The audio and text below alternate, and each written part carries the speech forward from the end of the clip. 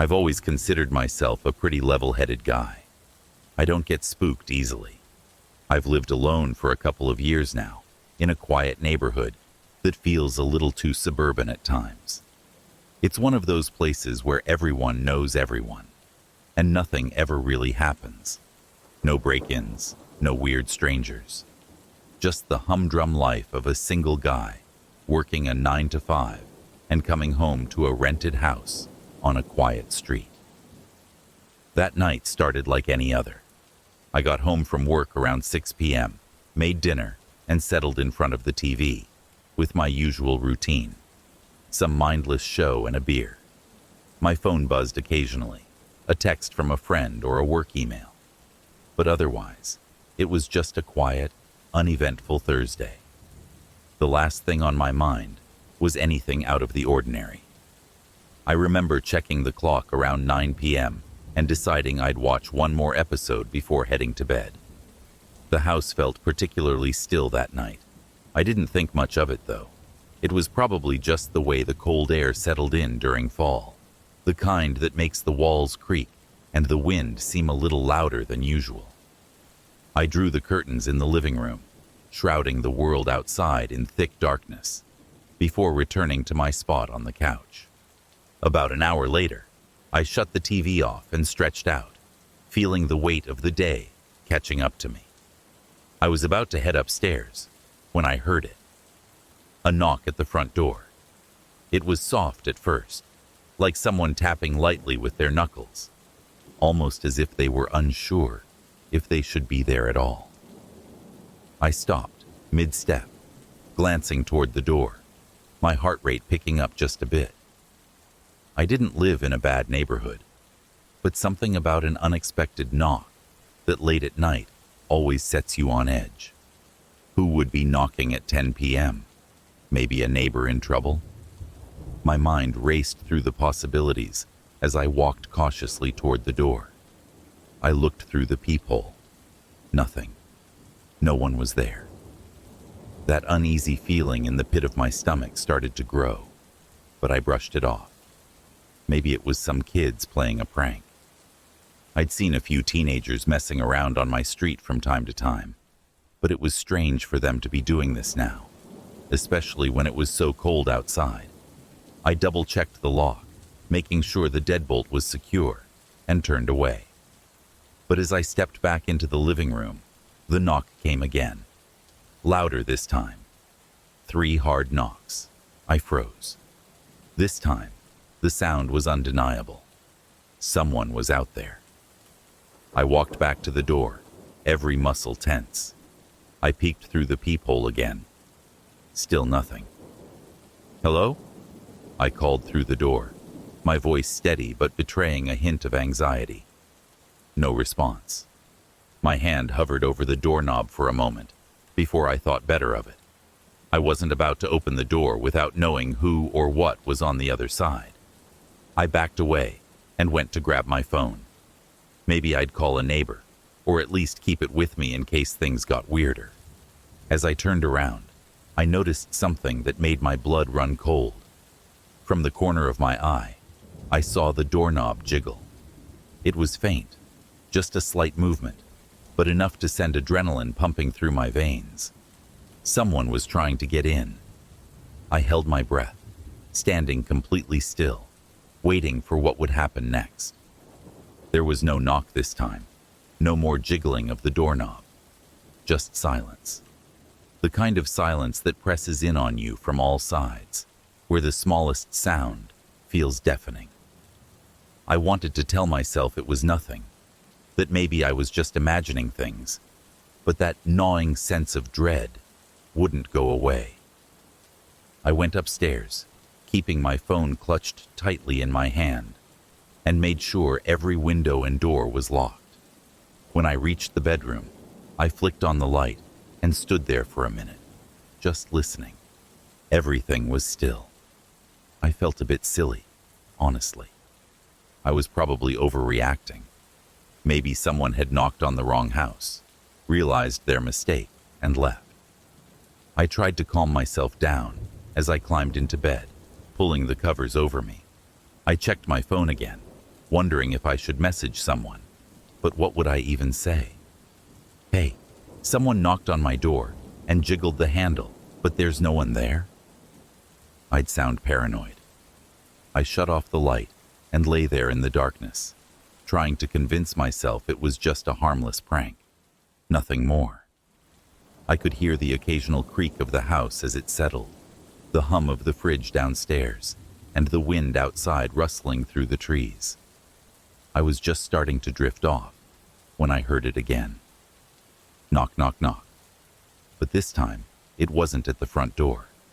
It was coming from the window, the bedroom window, right next to me. My heart nearly stopped. I stared at the curtains, my mind racing. There was no way someone could be outside my bedroom window. I was on the second floor. There was nothing below that window but a steep drop to the backyard. And yet, the knocking came again. 3 slow, deliberate knocks. I grabbed my phone, my hand shaking as I fumbled to turn it on. My instinct was to call the police. But what was I going to tell them? Someone was knocking on my second-story window, but I couldn't see anyone there. I didn't want to sound insane, but the fear clawing at my chest was real. Then the knocking stopped. The silence that followed was somehow worse. It was as if the whole house was holding its breath, waiting for something to happen. My eyes were locked on the window, my pulse pounding in my ears, and then I heard a faint sound, something soft, almost imperceptible, like breathing. I don't know how long I lay there, frozen, listening to that faint sound. Minutes, maybe longer. But eventually the breathing stopped, and the house fell into silence again. I didn't dare move. I didn't want to look out the window, didn't want to know if someone, or something, was out there. I barely slept that night, my mind running through every possible explanation, none of them comforting. When the first light of dawn crept through the curtains, I finally worked up the courage to check the window. With my heart pounding in my chest, I pulled the curtain back slowly, my breath catching in my throat. There was nothing outside, no signs of anyone, no footprints in the dirt below, no ladder or anything that could explain how someone might have been knocking on my second-floor window. Just the backyard, silent and still. For a moment, I almost convinced myself it had all been in my head, that maybe I'd imagined the whole thing. But then, as I turned away, something caught my eye. On the window pane, just at the bottom corner, there were smudges, faint but unmistakable. Fingerprints, long, thin fingerprints, pressed against the glass from the outside. I stared at them, my stomach twisting in knots. Someone, or something, had been out there, and they had been close, so close. I spent the rest of the day in a haze, trying to figure out what had happened. I thought about calling the police, but what could I tell them? That someone knocked on my door and tried to get in, then somehow knocked on my second-floor window? It didn't make sense. None of it did. That night, I considered staying at a friend's place or even booking a hotel, but part of me felt like running away wouldn't help. Whatever had been there, it wasn't just going to disappear. So I stayed. I locked every door, every window, double-checked everything before settling into bed, my phone on the pillow beside me.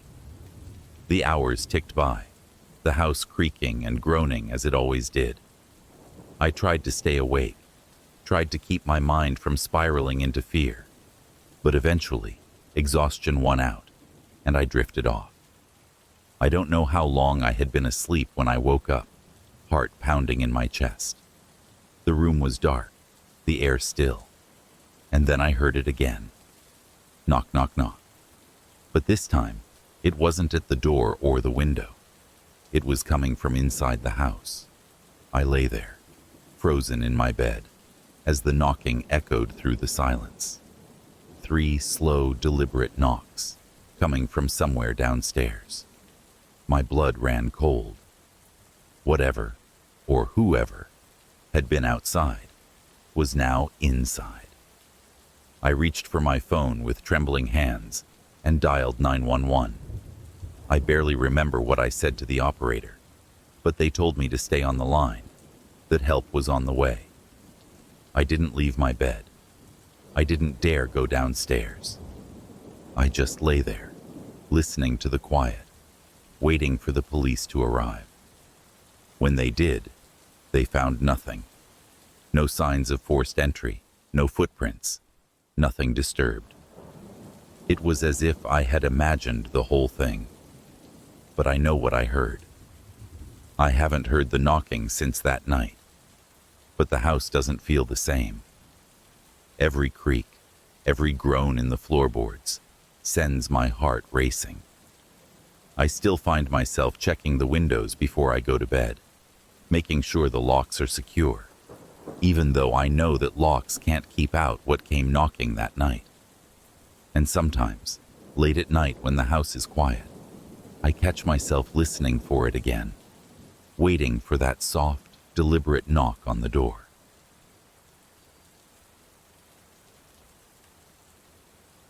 I've always loved living alone. There's something liberating about the quiet, the space, the solitude. I moved into my house about a year ago, an old 2-story home that had a bit of wear, but plenty of charm. The kind of house with creaky floorboards and big windows that let the light pour in during the day, but seemed to swallow it whole at night. It felt perfect for me. At first, the creaks and groans were comforting, like the house was alive in its own way, shifting and settling like an old man content in his chair. But after a while, especially on the quiet nights, I couldn't help but notice how certain sounds lingered a little too long. I convinced myself that every noise had an explanation. It was an old house after all. Things creaked, shifted, and sometimes even made noises that had no real reason other than time and the wear of years. That's what I told myself. I remember one Friday night in particular. I had just gotten home from work, tired from a long week, and I was looking forward to a quiet evening with nothing but Netflix and takeout to keep me company. It had been raining for most of the day, and the drizzle was still coming down when I pulled into the driveway, the steady patter against the windows providing a calming background. I threw my keys on the kitchen counter and settled into my couch, kicking off my shoes and enjoying the silence. The house felt warm, safe, like a bubble against the gloomy weather outside. I didn't even bother turning on any lights, except for the one in the living room, which cast a soft glow against the dark corners of the house. About an hour into my binge-watching session, the house started to feel too quiet. You know that feeling? When the silence becomes oppressive and the usual ambient noises you don't notice suddenly vanish. It was like the house was holding its breath. The hum of the fridge, the creak of the wood, everything just stopped. I paused the show and listened. Nothing. I chalked it up to the rain and my own tired mind. I got up to make myself some tea, hoping it would shake off the weird feeling creeping up my spine. I headed into the kitchen, flicking on the overhead light, which hummed to life slowly, casting the room in a pale glow. As I waited for the water to boil, I thought I heard something. Faint, but definitely a sound. It was like a low, rhythmic thumping coming from beneath me. The basement. My stomach tightened. I didn't go down there much, only when I had to, mostly to flip a breaker or grab some old boxes I hadn't unpacked yet. It was a typical basement, unfinished, a little damp, full of shadows that always seemed a little too dark. It didn't bother me before, but in that moment, I realized I hadn't been down there in weeks. The thumping sound continued, just loud enough to be noticeable, like something tapping the floor. It could have been anything, maybe a pipe, or the house settling again. But now, I was hyper-aware of the silence above and the subtle sound below. I tried to ignore it, to focus on the boiling water and the warmth of the tea I would soon hold in my hands. But I couldn't shake the thought of that sound. I turned off the stove, grabbed my flashlight from the junk drawer, and headed toward the basement door. The door to the basement was off the kitchen, tucked away in a corner. As I approached it, the air seemed to get cooler. I stood there for a moment, staring at the door. The sound was faint now, almost like it was waiting for me to make the first move. I took a deep breath, turned the knob, and opened the door. The basement stairs creaked as I made my way down, the flashlight's beam cutting through the darkness. The thumping sound had stopped, but I could feel something, an uneasiness that made the hairs on the back of my neck stand up. I told myself it was all in my head, that I was being ridiculous, but that didn't stop my hand from shaking slightly as I held the flashlight. The basement was just as I remembered it, cluttered with old furniture, boxes, and tools, the air thick with the smell of damp wood and earth.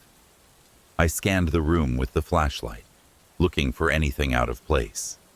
The furnace hummed quietly in the corner, and the old water heater gurgled occasionally, but there was no obvious source of the sound.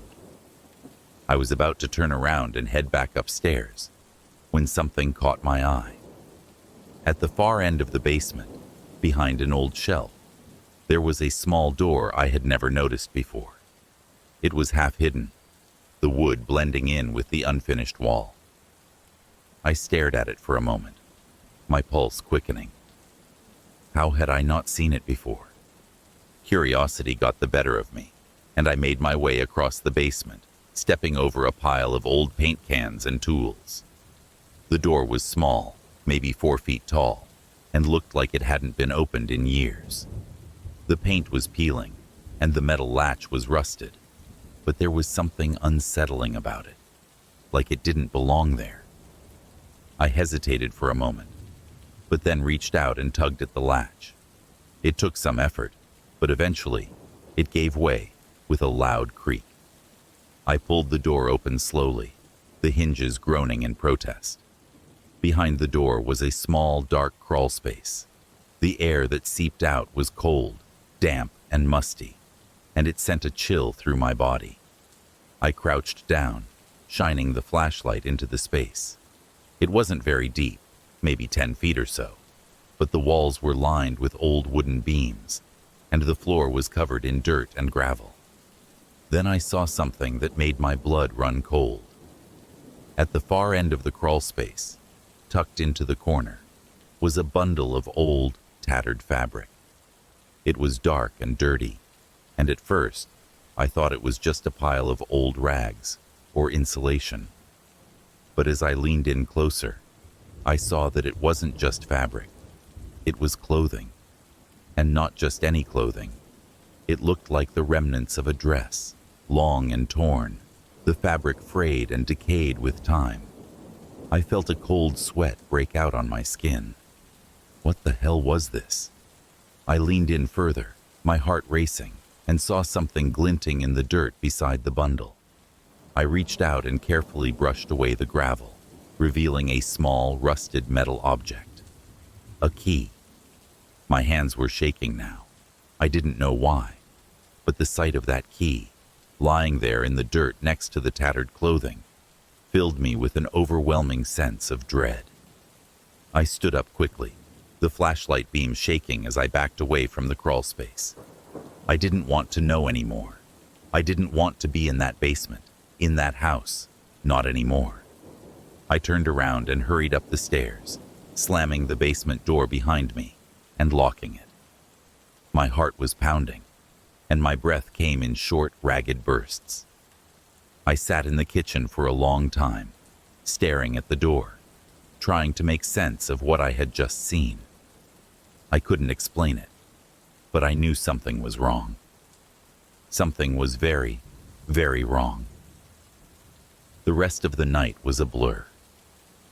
I didn't go back down into the basement, didn't try to investigate any further.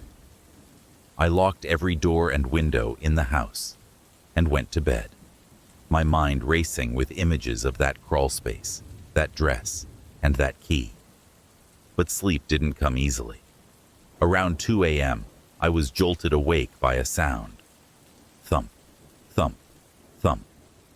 It was coming from downstairs, from the basement. I lay there in bed, my heart racing, trying to convince myself that it was just the house settling, just the old pipes, anything but what I feared it was. But the sound continued, steady, rhythmic, unmistakable. Thump, thump, thump. I grabbed my phone, my hands shaking as I dialed 911. My voice was barely a whisper as I told the operator that there was someone, or something, in my basement. She told me to stay on the line and wait for the police, but I couldn't just lie there and wait. I got out of bed and crept downstairs, my heart pounding in my ears. The house was dark, the only light coming from the glow of the street lamp outside. I stood at the top of the basement stairs, the phone still pressed to my ear, and listened. The thumping had stopped. I took a step forward, my hand hovering over the doorknob. I didn't want to go down there, but I had to know. I had to see for myself. I opened the door slowly, the cool air from the basement hitting me like a wave. I flicked on the light, but it didn't come on. The bulb had burned out. I cursed under my breath and shone my phone's flashlight down the stairs. The basement was just as I had left it. The boxes, the tools, the shelves, all still there. But the door to the crawl space, it was open. I froze, my blood turning to ice. I hadn't left it open. As I stood there, staring into the darkness of the basement, I heard something, a faint whisper, coming from deep within the crawl space. It was low, barely audible, but it was there. I turned and ran. I didn't stop until I was outside, standing in the rain, my breath coming in ragged gasps. The police arrived a few minutes later, but by then, the whispering had stopped, and the basement was silent. They searched the house, but they didn't find anything. No signs of forced entry, no footprints, nothing out of the ordinary. But I knew what I had heard.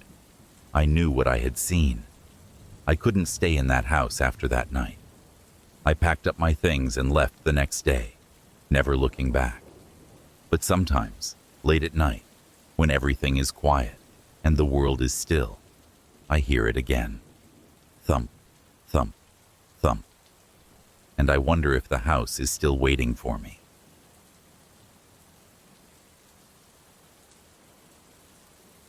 I've never been one to scare easily. I grew up in a busy household, so being home alone was a luxury I seldom experienced. By the time I moved into my own apartment in my early 20s, I had long stopped being rattled by creaky floorboards or weird shadows in the corner of my vision. The reality of living in the city had hardened me a bit, and I was used to the noise, the lights, the constant hum of urban life. But nothing, not my city cynicism or my independent nature, prepared me for the night that changed everything. It all started on what seemed like a normal Wednesday. I had just gotten back from work, exhausted, but happy to have the place to myself for the evening. My boyfriend, Chris, was out of town on business, and I wasn't expecting him back until Friday night. I had the next couple of days to enjoy some peace and quiet, catch up on my shows, and maybe even start a new book. The apartment wasn't anything special, just a one-bedroom on the 4th floor of an old building, with creaky wood floors and drafty windows. I liked it, though. It had character. Plus, the building was solid, and the neighbors were friendly enough. That night, I had my usual routine, a glass of wine, a takeout pizza, and Netflix. The air outside had turned chilly, and the wind was picking up, rattling the windows just slightly. It wasn't stormy yet, but the forecast had warned of rain later. I figured I'd finish my show and call it an early night. By the time I checked my phone, it was past 10 p.m. I shut off the TV, drained the last of my wine, and stretched lazily on the couch. The apartment was already dark except for the small lamp next to the sofa. The warm glow made the space feel cozy, but the rest of the room was plunged into shadows. I stood up, flipped off the lamp, and started my usual routine of locking up for the night. I went to the door, checked the deadbolt, then wandered to the kitchen to make sure the sliding glass door that led to the tiny balcony was securely locked. I hadn't opened it all day, but it was habit to check. That's when I heard it. A soft, almost imperceptible noise, like fabric brushing against something, or someone shifting their weight. I froze, hand on the sliding door handle, my ears straining to hear any other sound. For a moment, there was nothing but the low hum of the refrigerator and the distant sound of traffic outside. Then, another noise. This time, it was more distinct, a faint tapping. My stomach tightened, but I tried to tell myself it was nothing. The building was old, sounds traveled. Maybe it was just someone moving around upstairs, or the wind playing tricks on me. Still, I couldn't shake the feeling that something was off. I flicked the balcony light on and glanced outside. The small space was empty, save for the 2 old metal chairs and a potted plant I kept out there. I couldn't see anything unusual. With a sigh, I turned the light off and locked the door. I was about to head to bed when I heard the noise again, this time louder, closer. It wasn't a tapping anymore. It was more like a scraping sound, like something being dragged lightly across the floor. I stood still, trying to pinpoint where it was coming from. My heart pounded in my chest as I moved toward the hallway. I didn't know what I was expecting to find. Maybe something had fallen, or it was just the wind outside pushing against the window panes. But the sound wasn't coming from outside. It was coming from inside the apartment. Suddenly, every horror movie I'd ever watched came flooding back. The logical part of my brain tried to calm me down, telling me that there was no way anyone could be in the apartment. The door had been locked all day, and I lived on the 4th floor. The windows were shut, and the balcony door had been locked too. No one could get in. But then, the noise came again, unmistakably clear, from the hallway, right outside the bedroom door. I grabbed my phone from the kitchen counter, my fingers trembling as I tried to open the flashlight app. The soft beam of light flickered to life, and I held it out in front of me, slowly walking toward the hallway. My bare feet made no sound on the wooden floor, but the thumping in my chest seemed deafening. When I reached the hallway, I stopped. The door to the bedroom was slightly ajar. I was sure I had left it open all the way. I stood there, flashlight in hand, debating whether I should just turn around, leave the apartment, and call someone. But I didn't want to be that person, jumping at shadows in their own home, scared over nothing. Taking a deep breath, I pushed the door open and stepped into the bedroom. Nothing. Just my unmade bed, the nightstand cluttered with a few books, and the faint reflection of my own face in the mirror on the far wall. I let out a shaky breath and flicked on the bedroom light.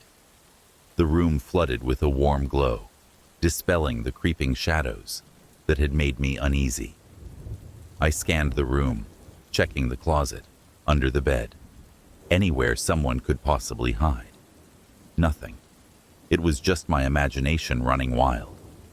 I was embarrassed by how rattled I'd gotten, and I laughed at myself as I shut off the bedroom light and headed back into the hallway. But that's when I noticed something strange. The small attic door in the ceiling of the hallway, the one that led to the crawl space above the apartment, was slightly open. My breath caught in my throat, and I felt a wave of cold dread wash over me. That door had been shut earlier. I hadn't even thought about it. It was just one of those things, barely noticeable. A small square panel that sat flush against the ceiling.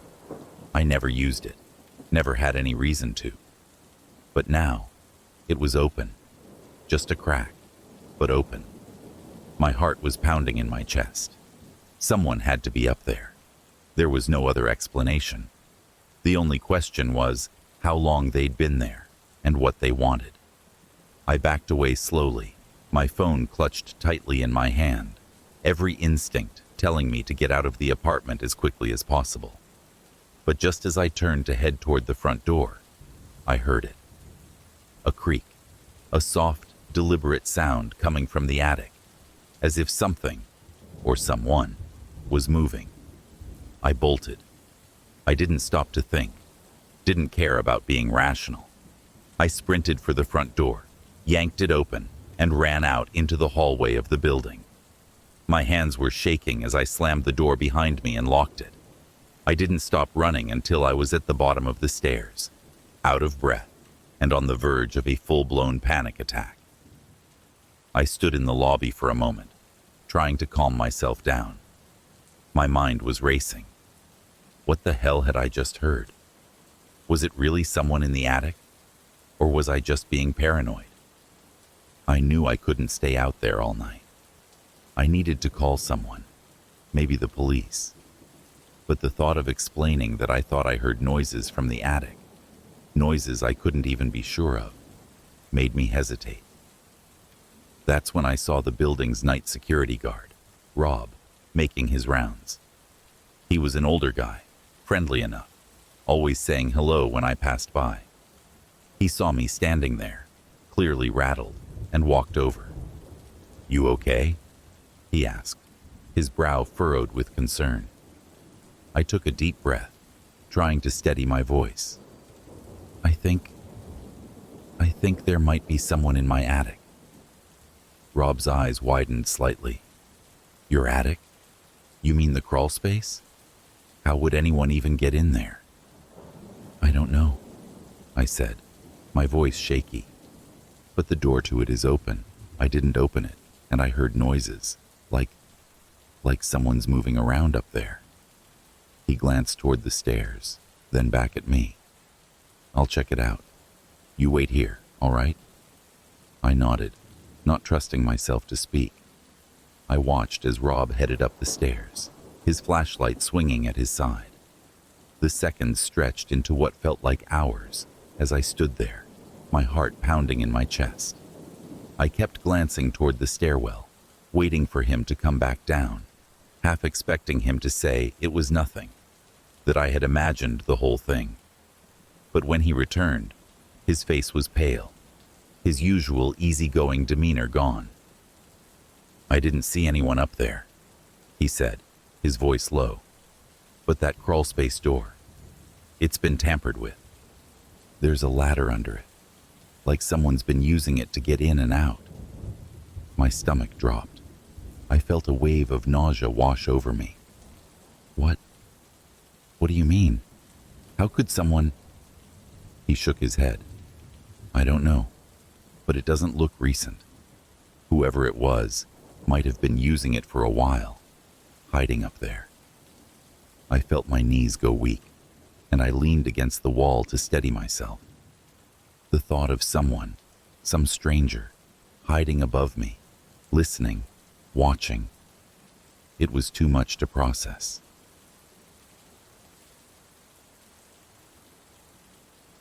Home alone on a Friday night should have felt liberating.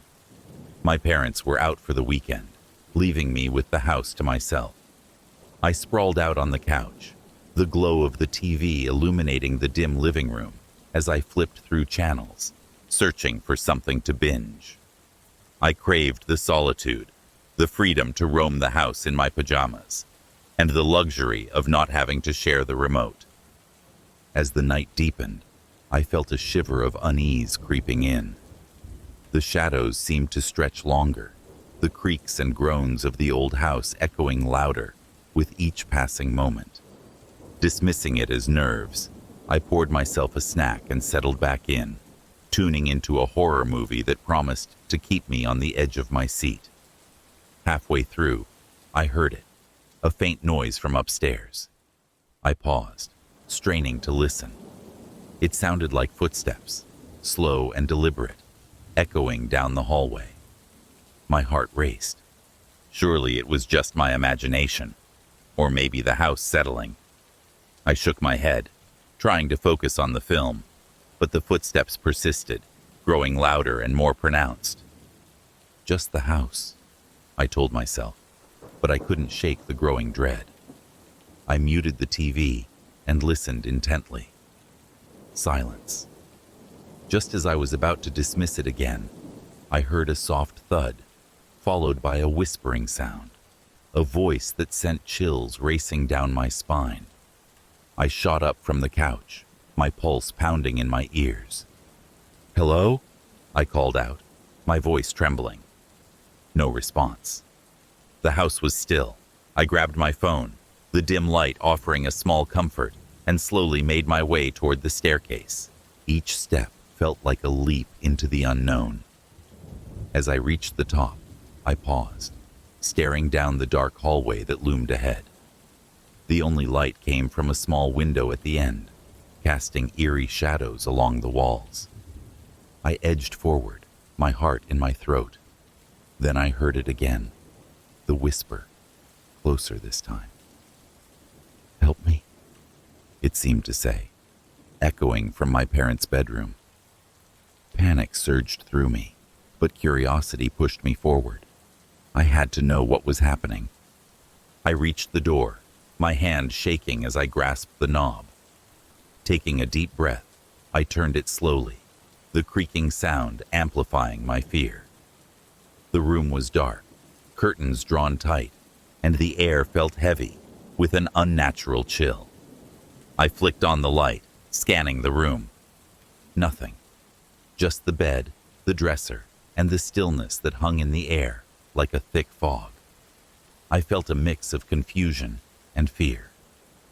"Is anyone there?" I called, my voice echoing in the silence. And then, from the corner of my eye, I saw it.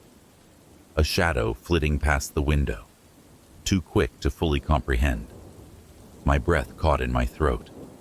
I turned, but the room was empty. Just as I was about to leave, I felt a cold breath against my neck, and the whisper returned, louder, more desperate. "Help me." I spun around, but there was nothing there, only the oppressive darkness closing in.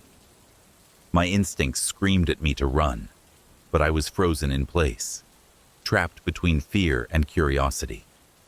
I bolted back down the stairs, heart racing, and didn't stop until I was outside on the porch, the night air biting at my skin. I leaned against the railing, trying to catch my breath. The moon hung high, casting a silvery light over the yard, and the stars twinkled like distant eyes watching me. I glanced back at the house, its windows dark and foreboding. "Just a trick of the mind," I whispered to myself. But deep down, I knew that something wasn't right. After a few moments, I retreated back inside, locking the door behind me. I tried to shake off the dread that clung to me like a wet blanket. I made my way to the living room, flicking the TV back on for some comfort. But the image of the dark hallway and that chilling whisper lingered in my mind, gnawing at my sanity. I convinced myself it was just my imagination, a side effect of the horror movie I had been watching. But as I settled back onto the couch, the feeling of being watched returned, heavier than before. The shadows in the corners of the room seemed to deepen, growing darker with every passing moment. Then I heard it again, a soft thud, this time from the basement. My heart skipped a beat. I had always been told not to go into the basement alone, but the urge to investigate was too strong. I grabbed a flashlight from the kitchen, its beam cutting through the darkness like a knife. Slowly, I descended the creaking stairs, the air growing colder with each step. The basement door stood ajar, and I pushed it open, the hinges groaning in protest. The beam of my flashlight flickered uncertainly, illuminating the rows of old boxes and cobwebs that filled the space. "Hello?" I called out, my voice wavering. "Is anyone down here?" Silence. The kind of silence that felt alive, thick with anticipation. Just as I was about to turn back, I caught a glimpse of movement from the corner of my eye. My heart raced as I swung the flashlight toward it, revealing a figure, a child, standing at the far end of the basement, shrouded in darkness. I froze. "Who are you?" I whispered, every instinct screaming for me to run. The child tilted their head, a slow, deliberate movement, and whispered back, "Help me." The flashlight flickered again, and in that brief moment of darkness, I felt a surge of dread wash over me. When the light came back on, the child was gone, leaving only an empty space where they had stood. I spun around, caught between panic and disbelief. The whispers returned, swirling around me, growing louder, pleading, "Help me! Help me!" I turned and sprinted back up the stairs, slamming the basement door behind me. I leaned against it, panting, my heart racing. The whispers faded, leaving an unsettling silence in their wake. Just a dream, I told myself repeatedly, but deep down, I knew I had awakened something in that house, a presence that was both curious and malevolent. And as I glanced at the dark hallway one last time, I felt its eyes on me, waiting for the next moment I would let my guard down.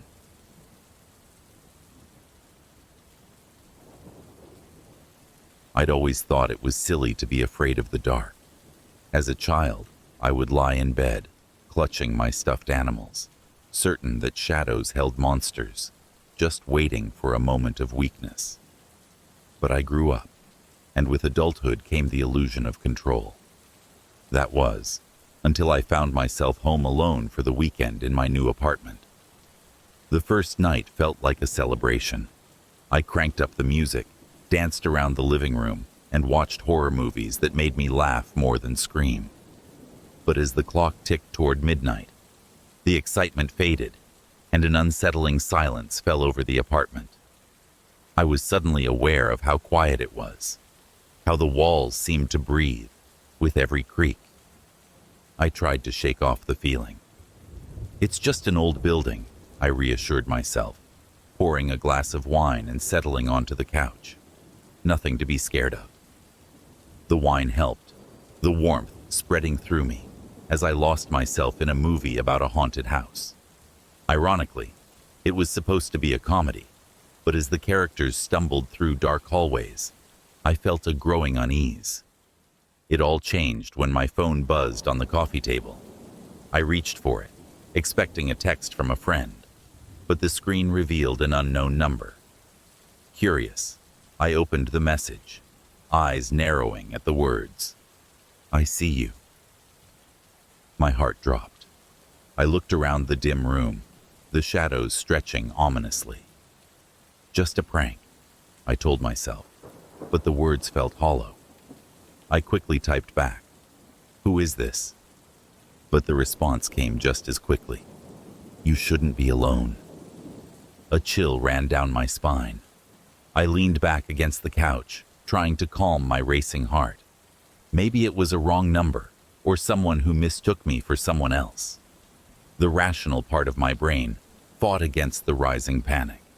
I decided to ignore it, dismissing the message as a fluke. But the feeling of being watched lingered. I turned off the movie and moved to the bedroom, hoping sleep would come easily. I crawled under the covers, pulling them up to my chin, but the silence in the apartment felt deafening. I listened for sounds, the hum of the fridge, the distant traffic outside, but all I could hear was the pounding of my own heart. Just as I began to drift off, my phone buzzed again. This time, the message read, "I'm closer than you think." I bolted upright, adrenaline flooding my system. "What do you want?" I texted back, my fingers shaking, but there was no reply.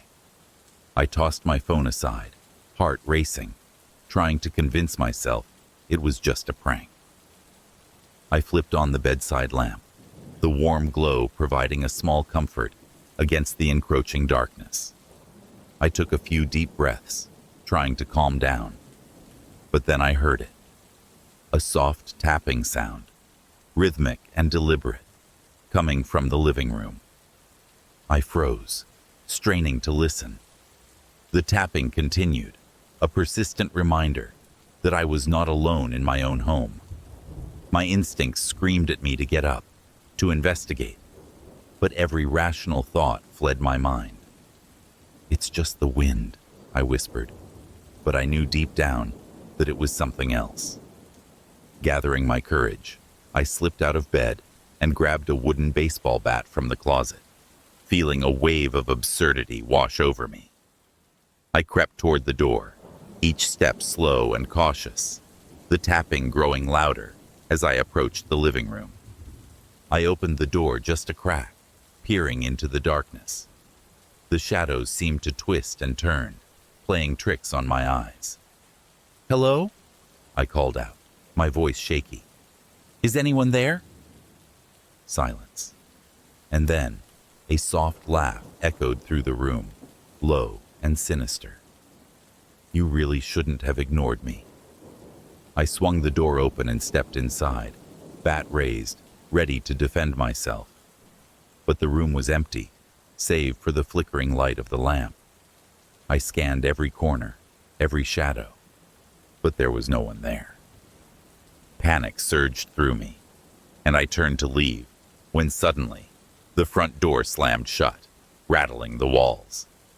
I rushed to it, yanking on the handle, but it wouldn't budge.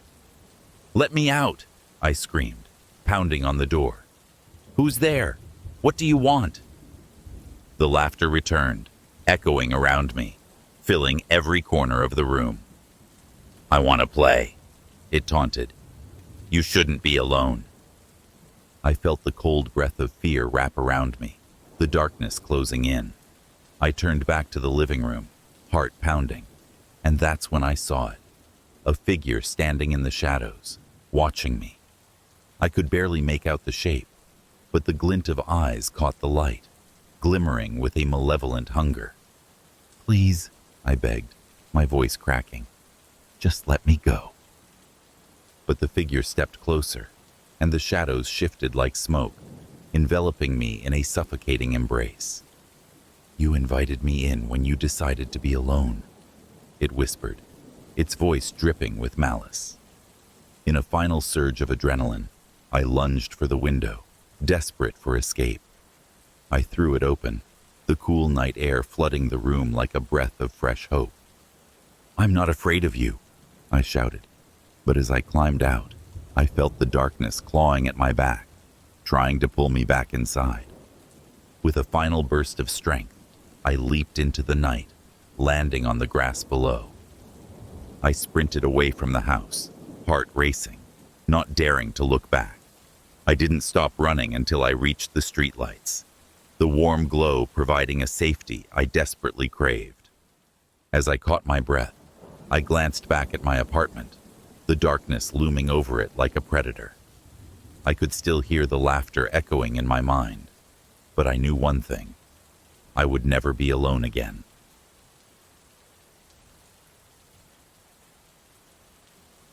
It was a Friday evening, and the quiet in the house felt unnaturally loud. I'd never been one to get spooked when home alone, but tonight felt different.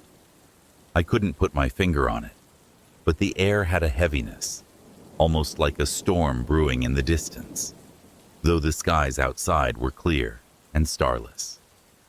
The glow from my laptop lit up the living room, and the only sound was the steady hum of the fridge from the kitchen. I was scrolling through social media when I first heard it, a creak above my head. I paused, ears straining. The noise stopped, but the silence that followed felt more oppressive, almost like it was holding its breath. I brushed it off.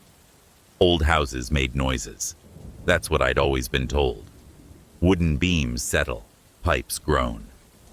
I went back to my screen, trying to lose myself in memes and harmless videos. Then, it happened again.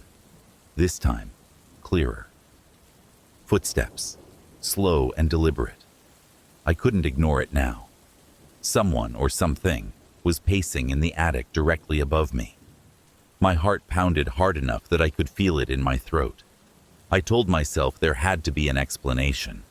Maybe a raccoon had found its way in, or maybe it was just more of the house's mysterious settling. But these thoughts offered no comfort, not when each step above me sounded so calculated, so disturbingly human. I stood up, feeling the floorboards creak beneath my bare feet. I hated how loud every noise seemed, as if I was announcing myself to whatever was up there. My phone was in my hand, but I hesitated to call anyone. What would I say? Hey, I think there's a ghost pacing in my attic. Can you come over and check? I could almost hear my friends laughing it off. Trying to calm myself, I walked to the hallway and grabbed the baseball bat I kept propped against the wall.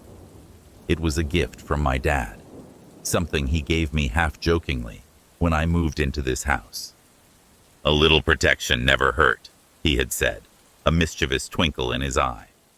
I clutched it now, feeling anything but protected. I stood beneath the trap door that led to the attic. The ladder was retracted and locked in place, but my eyes kept drifting up to the small metal latch. The footsteps had stopped, but that somehow made everything worse. The stillness pressed in on me. I leaned forward, trying to hear something, anything, to reassure myself that it was just an animal. But the silence stretched on, cruel and suffocating. Then, the creaking resumed. This time, it was different. The footsteps were no longer pacing. They were moving toward the attic door. I stumbled back, the bat slipping slightly in my sweaty grip. The latch rattled softly, a faint but definite sound. Something was testing it. I held my breath, my entire body locked up, every muscle tensed to the point of pain. A shuffling noise. The latch rattled again, louder this time, like it was being twisted from the other side. My phone buzzed in my hand, making me jump so violently that I almost screamed. I glanced down. A text from my mom. "Everything okay, hun?" I didn't know how to respond. My fingers hovered over the keyboard, but I couldn't think of what to type. I couldn't even process words, not when the latch continued to rattle, not when something was clearly trying to get out. Suddenly, the rattling stopped. My ears rang in the newfound silence, and I realized I had been holding my breath.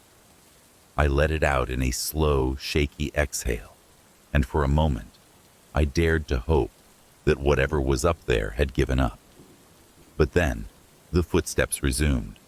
Only this time, they were no longer confined to the attic. I froze. The steps sounded like they were coming down the walls themselves, descending the framework of the house, moving lower. My mind raced. That was impossible, wasn't it? A crash echoed from the kitchen, and I screamed, spinning around. My phone clattered to the floor. The footsteps were everywhere now, surrounding me, closing in. I clutched the bat and stumbled backward, my eyes darting around the shadowy corners of the house, expecting to see something emerging. And then I saw it. The basement door, creaking open all on its own. A gust of cold, damp air rushed out, and from the darkness below, I heard the unmistakable sound of a whisper. A voice that wasn't mine, soft and urgent, rising from the black.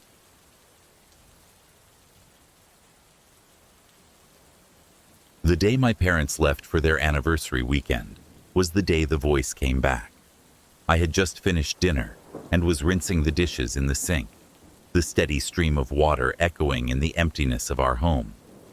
The evening had a certain calmness, the kind that always seems to settle before something goes wrong. I don't scare easily, At 16, I'm used to staying home alone. But that night, as the sun dipped below the horizon, a prickle of unease started in my spine and worked its way up to the back of my neck. The house creaked as it always did, but the usual sounds felt different, louder, almost deliberate, as if they were trying to draw attention. I dismissed the feeling, wiped my hands dry, and headed into the living room. That's when I heard it. The voice. "Anna," it whispered, my name drawn out like a secret.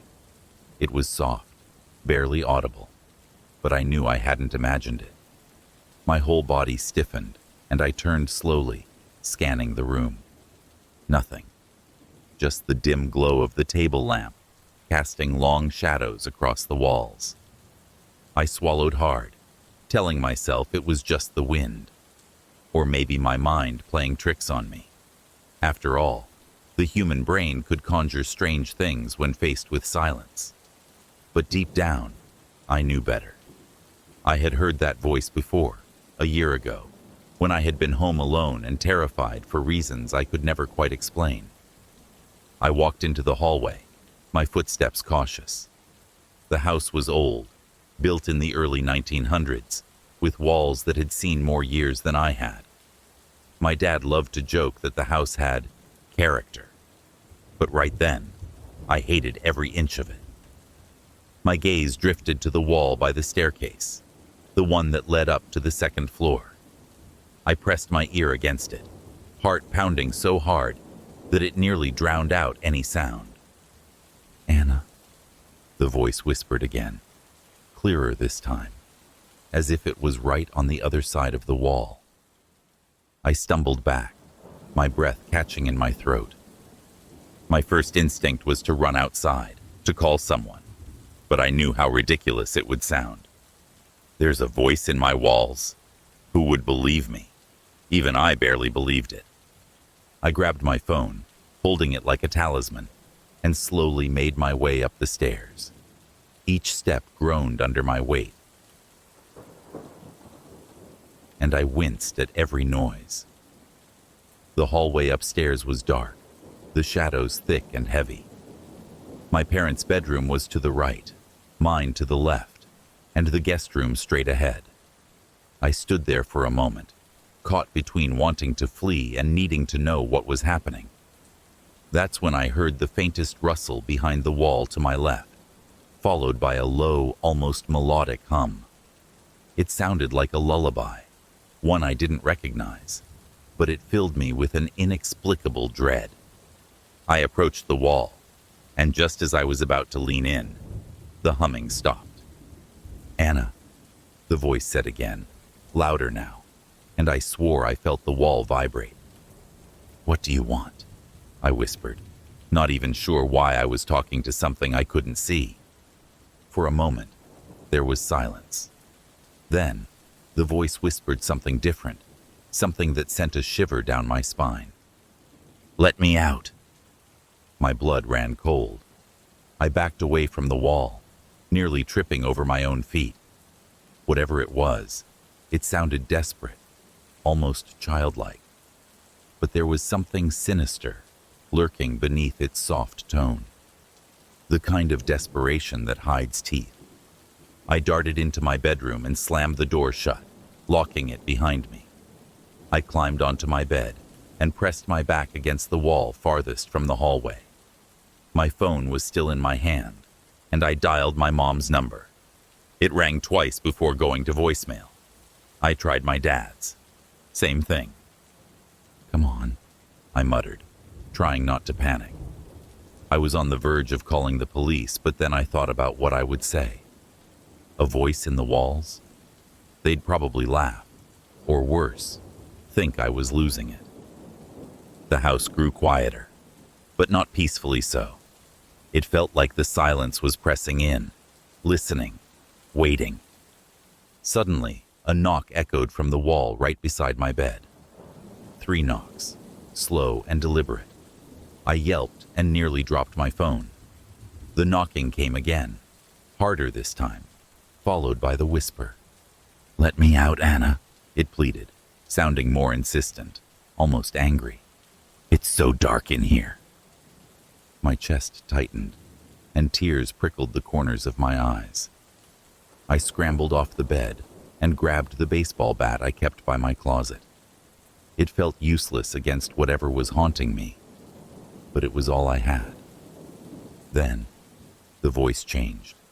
It deepened, rough and guttural, as if years of rage had boiled to the surface.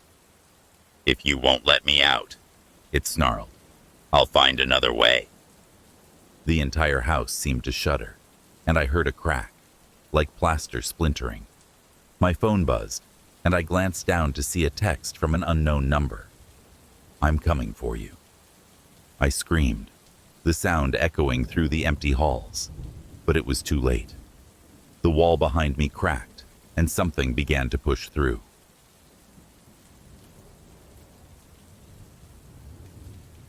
It was supposed to be a simple, quiet night.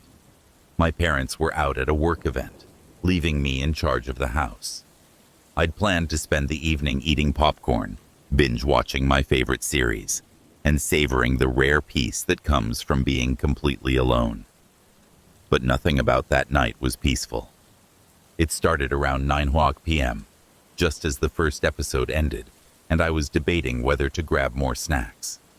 My cat, Pickles, usually the picture of feline indifference, had suddenly gone stiff. Her fur bristled along her spine, and her green eyes were fixed on something in the corner of the room, just behind the television.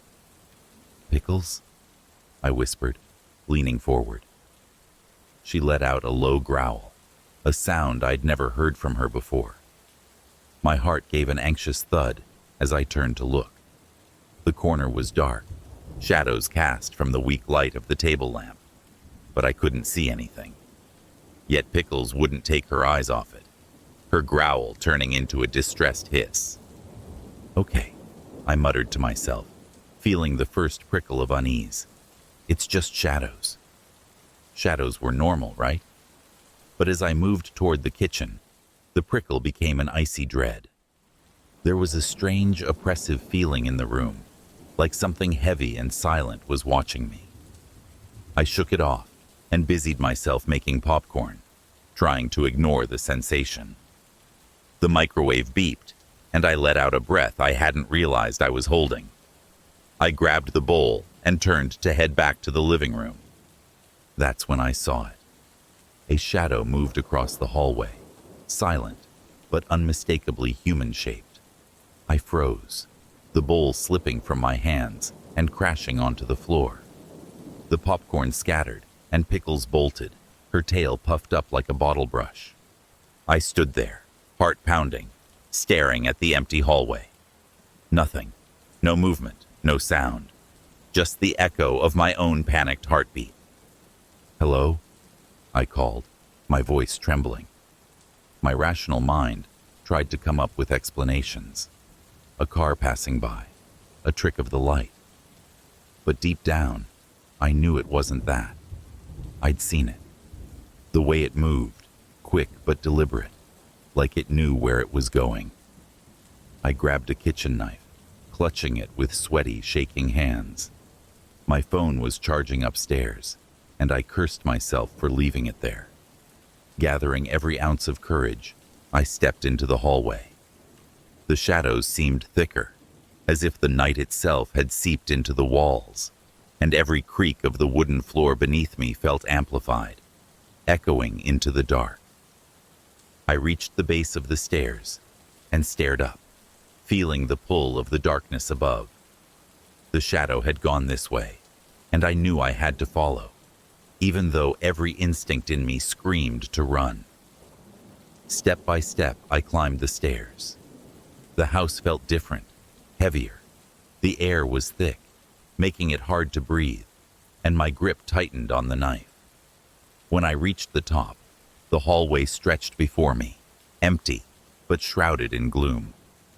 My bedroom door was ajar, a sliver of shadow spilling out. "Anyone there?"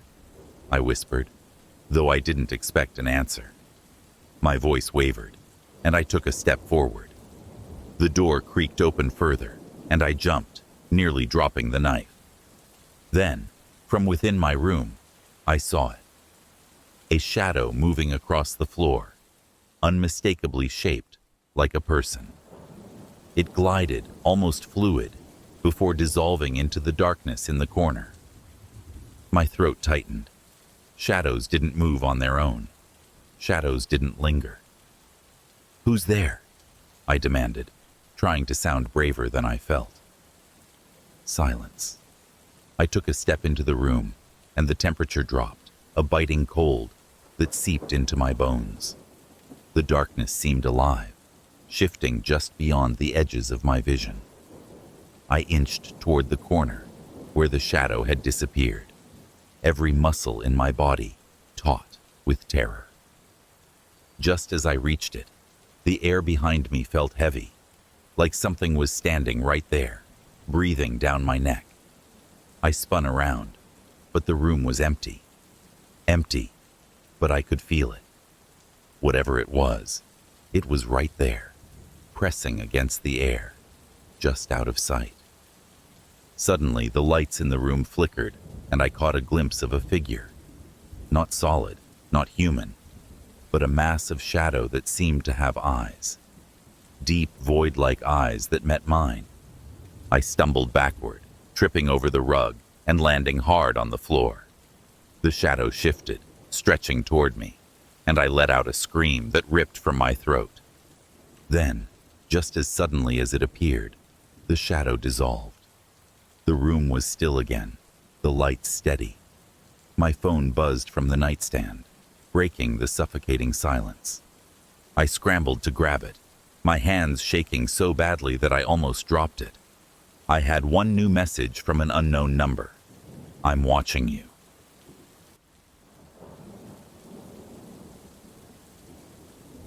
It was 11:30 p.m. when the landline rang, slicing through the comforting hum of the TV in the background. The old phone on the kitchen counter never rang unless it was a telemarketer or my mom checking in, and at this hour, it was definitely too late for either.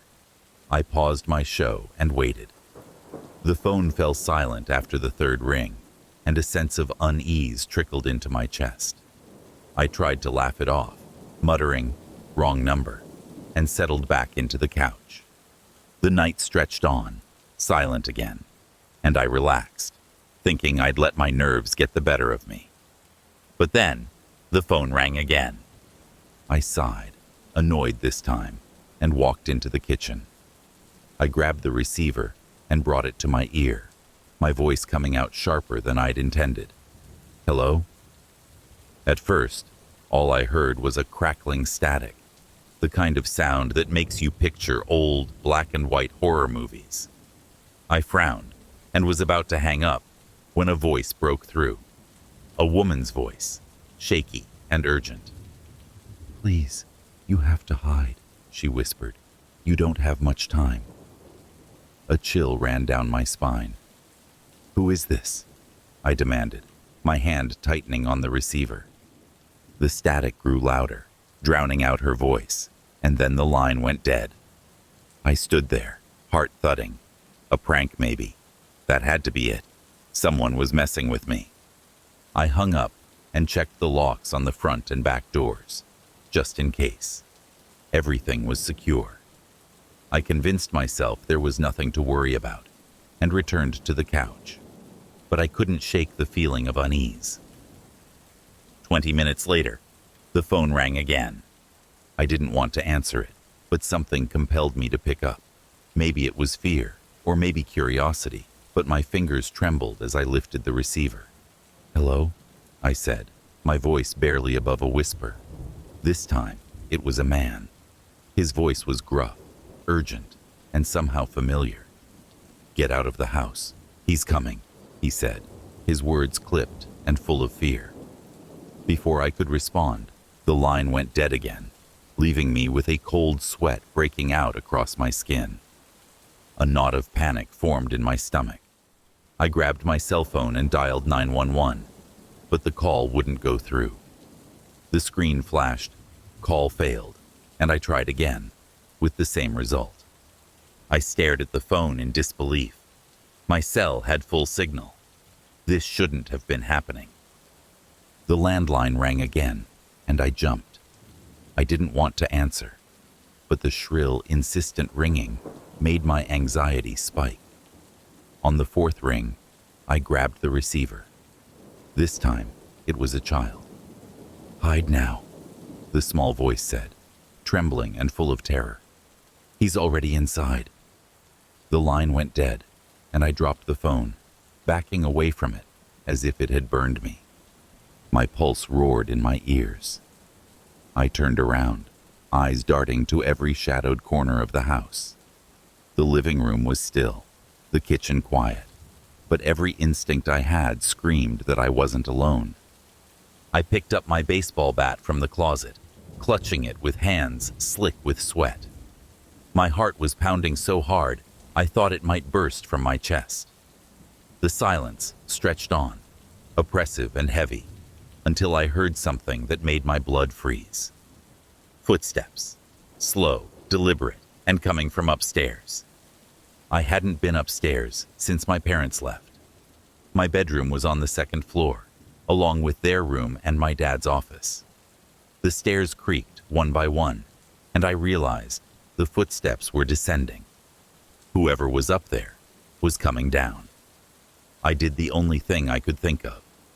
I slipped into the pantry, shutting the door as quietly as possible, and held my breath.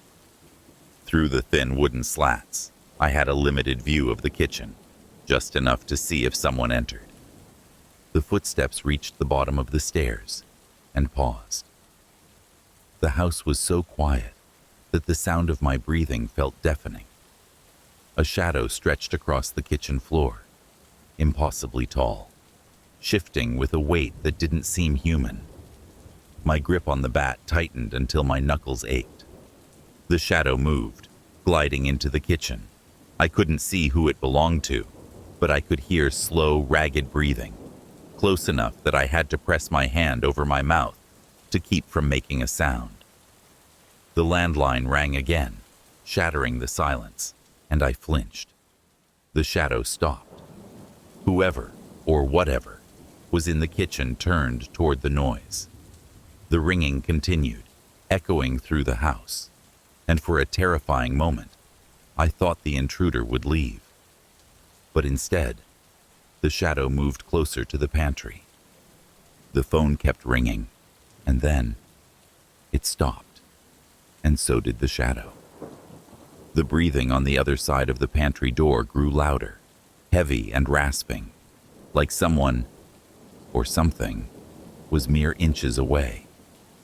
And then, my own phone buzzed in my pocket, the vibration loud and undeniable. I knew, as the shadow began to shift, that I'd been found.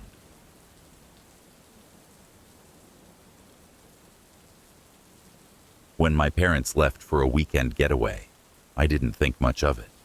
I'd spent plenty of nights home alone, and this time wouldn't be any different. The house was old, sure, but it had never felt haunted or sinister. Just a little creaky, like most century-old houses. I wasn't afraid of creaks and groans. Until that night.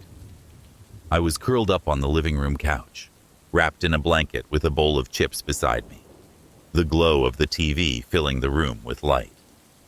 I had settled into a movie when a sound made me pause. A muffled thump. I muted the TV and strained to listen. The sound came again, a hollow knock, echoing up from beneath the floor. The basement. I told myself it was nothing.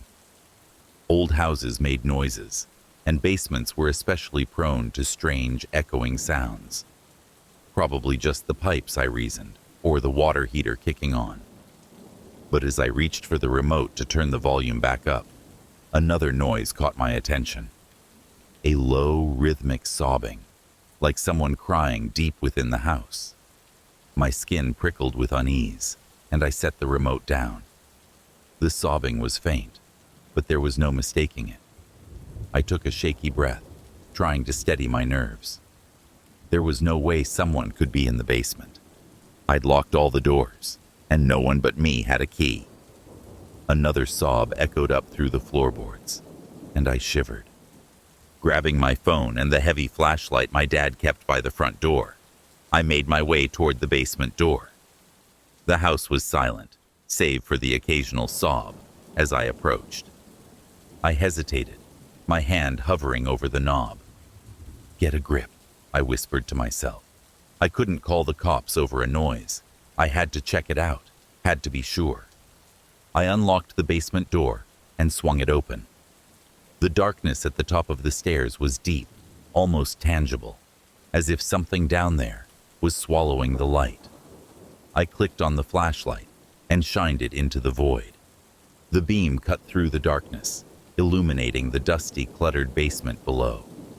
I couldn't see anything out of place, but the sobbing had stopped. I swallowed hard and called out, "Hello? Is anyone down there?" My voice wavered, sounding much weaker than I'd intended. The only response was silence, deep and suffocating. I descended the steps one by one, my heart hammering in my chest. The flashlight flickered, and I shook it, muttering a curse. The light steadied, and I swept the beam across the basement. Old storage boxes, a rusty set of tools, the unused treadmill my mom swore she'd use one day. Everything looked normal. But then I saw something that made my blood run cold. In the far corner, the wooden floorboards were warped, splintered outward, as if something had been pushing up from underneath. I took a step closer, the beam of my flashlight trembling. There were deep, jagged cracks in the wood, and a strange, dark substance had oozed up from the fissures, staining the floor. My breath caught in my throat. What the hell was that? Then the sobbing began again, louder this time, coming from directly beneath the floor. My hand flew to my mouth, and I stumbled back, nearly dropping the flashlight. The sobbing was filled with such anguish, such despair, that it almost sounded human. Almost. The floorboards shuddered, and the cracks widened. I watched, horrified, as something began to force its way through the broken wood. Pale, bony fingers, clawing upward. The fingers were impossibly long, the nails blackened and sharp, digging into the splintered wood as they pulled, straining to break free. I couldn't move. I couldn't breathe. My entire body was locked in terror. The sobbing twisted into a low, guttural groan, and I snapped out of my paralysis. I turned and bolted up the stairs, slamming the basement door shut behind me and locking it. My hands were shaking so badly, I could barely hold the key. Backing away from the door, I dialed my dad's number, but the call didn't go through. I tried again and again, but my phone only displayed no signal. Suddenly, a heavy thud shook the basement door, making me jump. Something was pounding against it from the other side, trying to get out. I backed away further, tripping over the coffee table and sprawling onto the floor. My breath came in short, panicked gasps. The pounding stopped. For a moment, there was nothing but silence. I dared to hope that whatever was down there had given up. But then I heard a new sound, a scratching, like nails scraping against wood. The sobbing resumed, now right behind the basement door, and a whisper drifted out, barely audible, but full of malice. "Let me out," it said. "I've been waiting for so long." The door handle twisted, and I knew then that whatever was in the basement wasn't going to stop until it got what it wanted.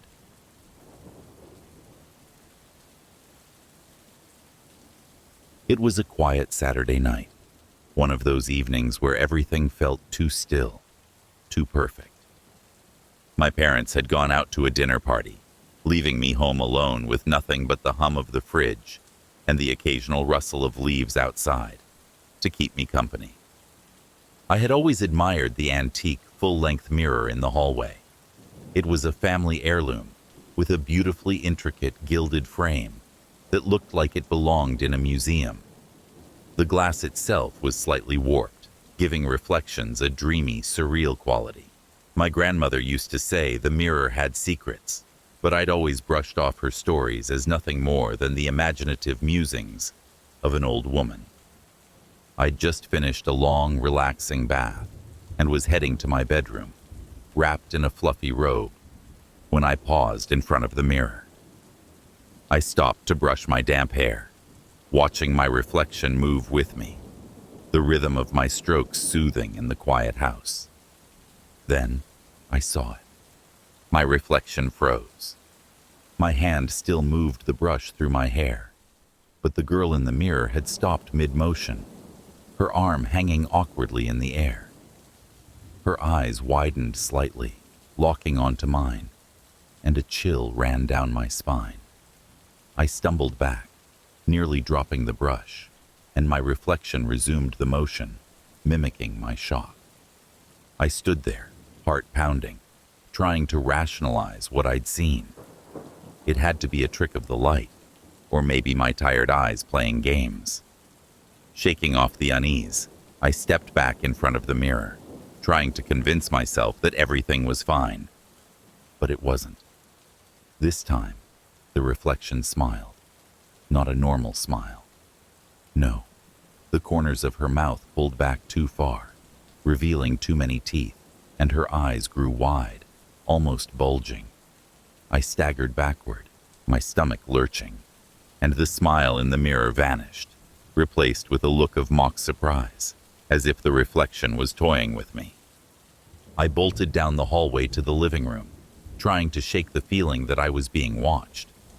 The TV was still on, but the show I had been watching seemed distant, irrelevant. I clutched my phone, my fingers fumbling as I considered calling my parents, but I knew they wouldn't hear me over the noise of the party. The house had changed. The once familiar warmth felt twisted, the walls pressing in as though they were holding a terrible secret. I forced myself to take deep breaths, to tell myself I was imagining things. But then, in the darkened TV screen, I caught a glimpse of movement. The reflection. It was there, standing in the hallway behind me. I spun around, but the hallway was empty. My chest felt tight, and fear pulsed in my veins.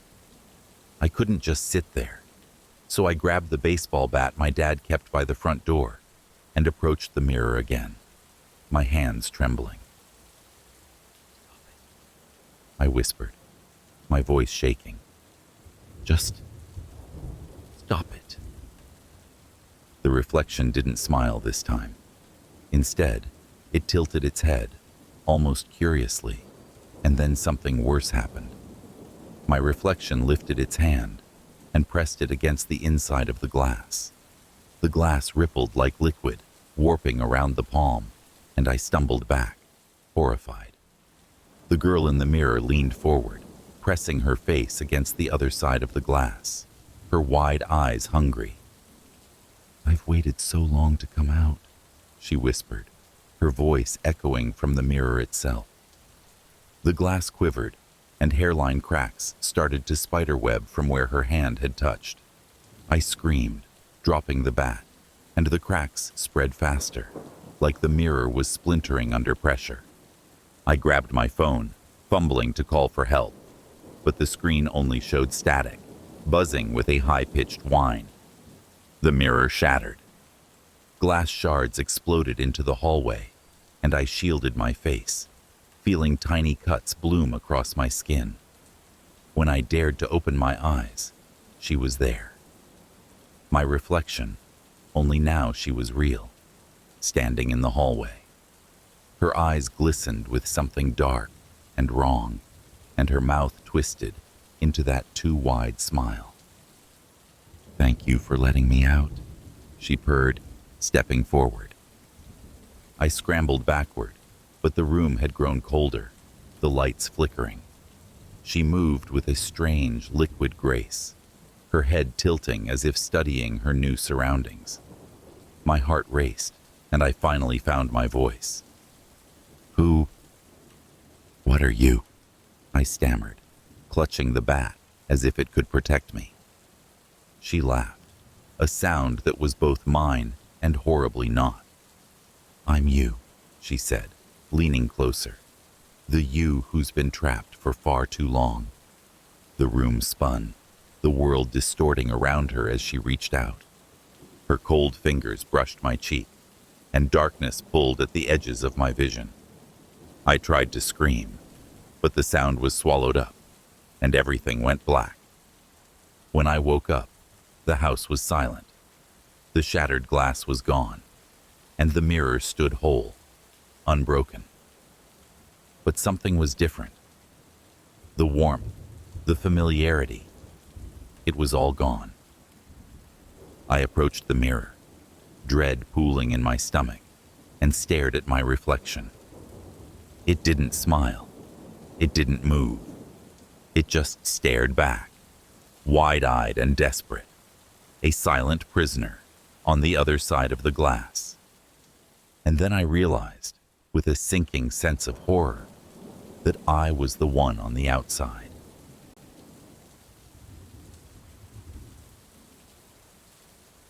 I never liked the clown doll. It had been a gift from my grandmother, who had found it in an antique shop and thought it would be a fun little addition to my childhood bedroom. The thing was old, with faded red hair, a painted white face, and a permanent grin that seemed more menacing than cheerful.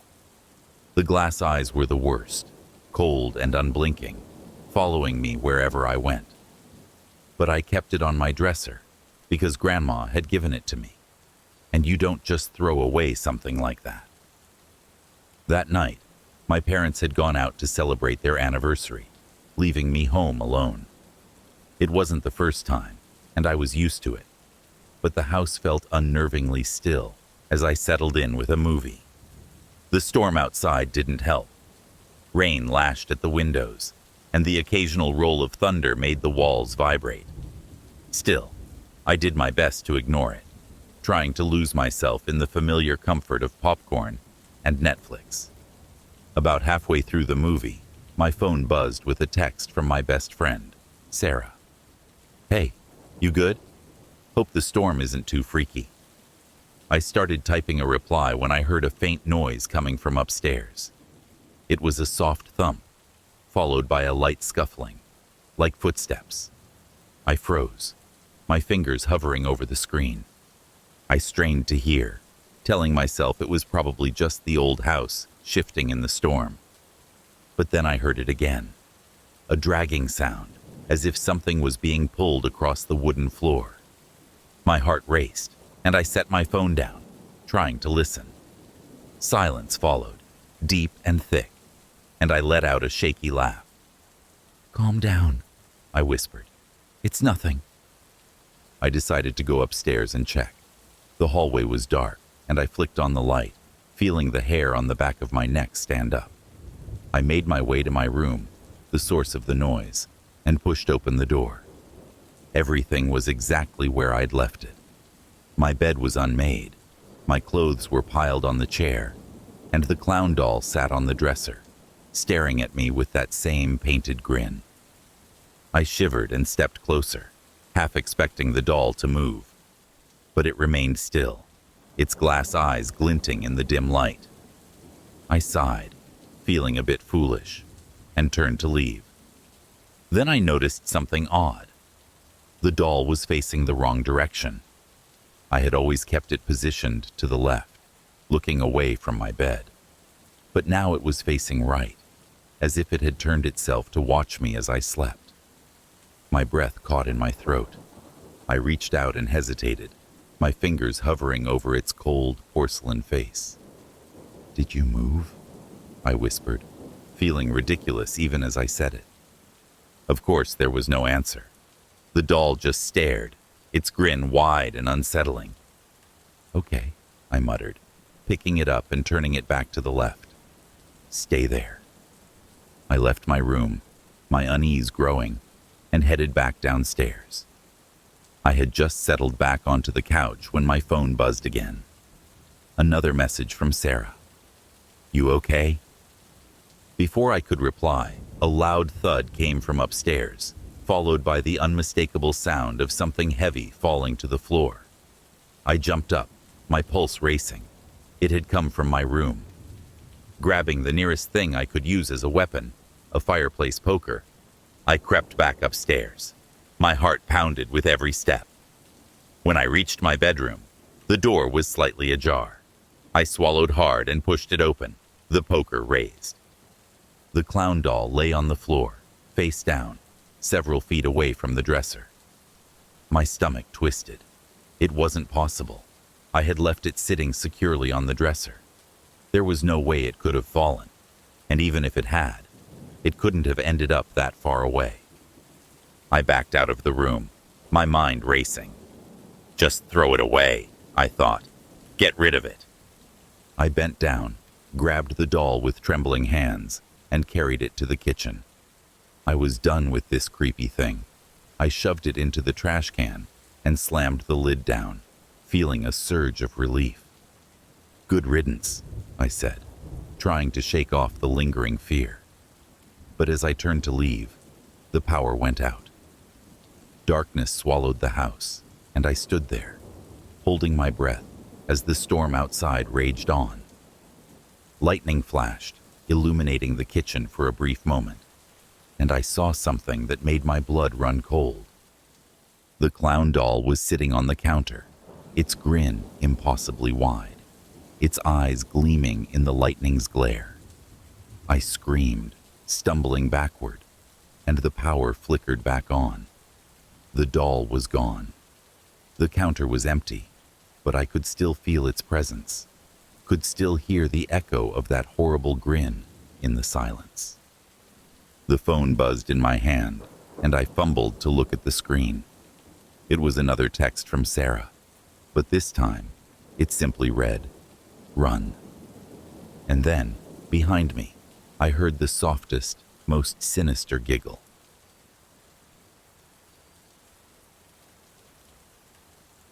It was a rainy Sunday evening, and the house was shrouded in the kind of quiet that makes you feel like you're the only person left in the world. My parents had gone out for dinner, leaving me alone with my little brother Jake. At 6 years old, Jake had a wild imagination, and he loved playing games, especially hide and seek. But we had already played for an hour, and I was tired. I just wanted to relax. Jake tugged at my sleeve, his big brown eyes pleading. "Please, just one more round," he begged, clutching his stuffed dinosaur. I sighed, unable to say no to him. "Fine," I said, ruffling his hair. "But this is the last one, okay?" He grinned and ran off, already searching for the perfect hiding spot. I gave him the customary count to 20, covering my eyes with my hands and trying not to smile at the sound of his giggling. "Ready or not, here I come," I called, making my way through the living room and into the hallway. I checked all his usual spots, behind the curtains, under the kitchen table, even in the hall closet. But Jake was nowhere to be found. "Wow, you're getting good at this," I said, hoping he'd giggle or give away his hiding place. But there was only silence. A nagging unease began to creep up my spine. I headed upstairs, my socks muffling my footsteps on the carpeted stairs. "Jake?" I called, a little more seriously. I peeked into our parents' room, the bathroom, and even my own room. Nothing. It was too quiet. I checked his bedroom last, pushing open the door. His bed was empty, the closet door ajar. I stepped inside, and that's when I heard it. The sound of slow, deliberate footsteps coming from the hallway behind me. My heart stopped. I knew those footsteps didn't belong to Jake. They were too heavy, too slow. Swallowing hard, I gripped Jake's stuffed dinosaur and walked back into the hallway. "Jake," I whispered, but the footsteps had stopped, and the silence pressed down around me like a weight. I started down the hallway, my ears straining. The house felt different now, like something dark had seeped into the walls. The rain tapped against the windows, a steady rhythm that only made the quiet more unsettling. My breath quickened as I reached the top of the stairs, and that's when I heard it. "Come find me," a voice whispered from below. It was Jake's voice, but something about it felt off, like it was strained, twisted. I froze, my heart thundering. Jake never hid downstairs. He was afraid of the dark basement and the shadows of the old furniture. But his voice had come from there. I hesitated, the silence wrapping around me, and slowly made my way downstairs. The living room was empty, the front door still locked. I moved toward the basement door, dread pooling in my stomach. "Jake?" I called again, my voice wavering. The basement door was ajar. I reached out, my fingers trembling, and pulled it open. The darkness yawned before me, thick and uninviting. I took a deep breath and started down the steps, each creak of the wood echoing in the heavy silence. "Jake?" I whispered, shining the flashlight from my phone around the basement. Old boxes, my dad's dusty tools, and the forgotten treadmill loomed out of the shadows, but there was no sign of my brother. Then, from somewhere deeper in the basement, I heard him giggle. It was a high, nervous laugh, the kind he made when he was trying to be brave. I followed the sound, my feet dragging. The flashlight flickered, and I swore under my breath. The basement felt like it was closing in, the air thick with dampness and something else, something that felt wrong. "Come find me," Jake's voice whispered again, but this time it came from right behind me. I spun around, the flashlight beam sweeping over empty space. My breath caught in my throat, and I nearly dropped my phone. That's when I saw it, a shadow moving across the far wall, too tall and too thin to belong to Jake. It slipped behind a stack of boxes and vanished. "Jake?" I called, my voice cracking. The giggle came again, echoing from all around me. I backed up, my legs trembling, and that's when I felt a small hand slip into mine. I almost screamed, whipping around to find Jake standing there, his eyes wide with fear. "Why are we in the basement?" he whispered, clutching my hand. "I was hiding in the closet, but someone pulled me down here." A chill raced down my spine. I looked around, the shadows seeming to shift, to breathe. The giggle came again, but this time it sounded deeper, wrong, echoing up the stairs, as if something was climbing up from the darkness. "Run," I whispered, pulling Jake with me. We bolted up the stairs, the basement door slamming shut behind us as we reached the top. I locked it, heart pounding, and backed away, holding Jake close. The house was quiet again, the rain still tapping against the windows. But just as I started to catch my breath, I heard it. "Come find me," the voice whispered from behind the basement door, followed by the sound of footsteps, slow and deliberate, coming up the stairs.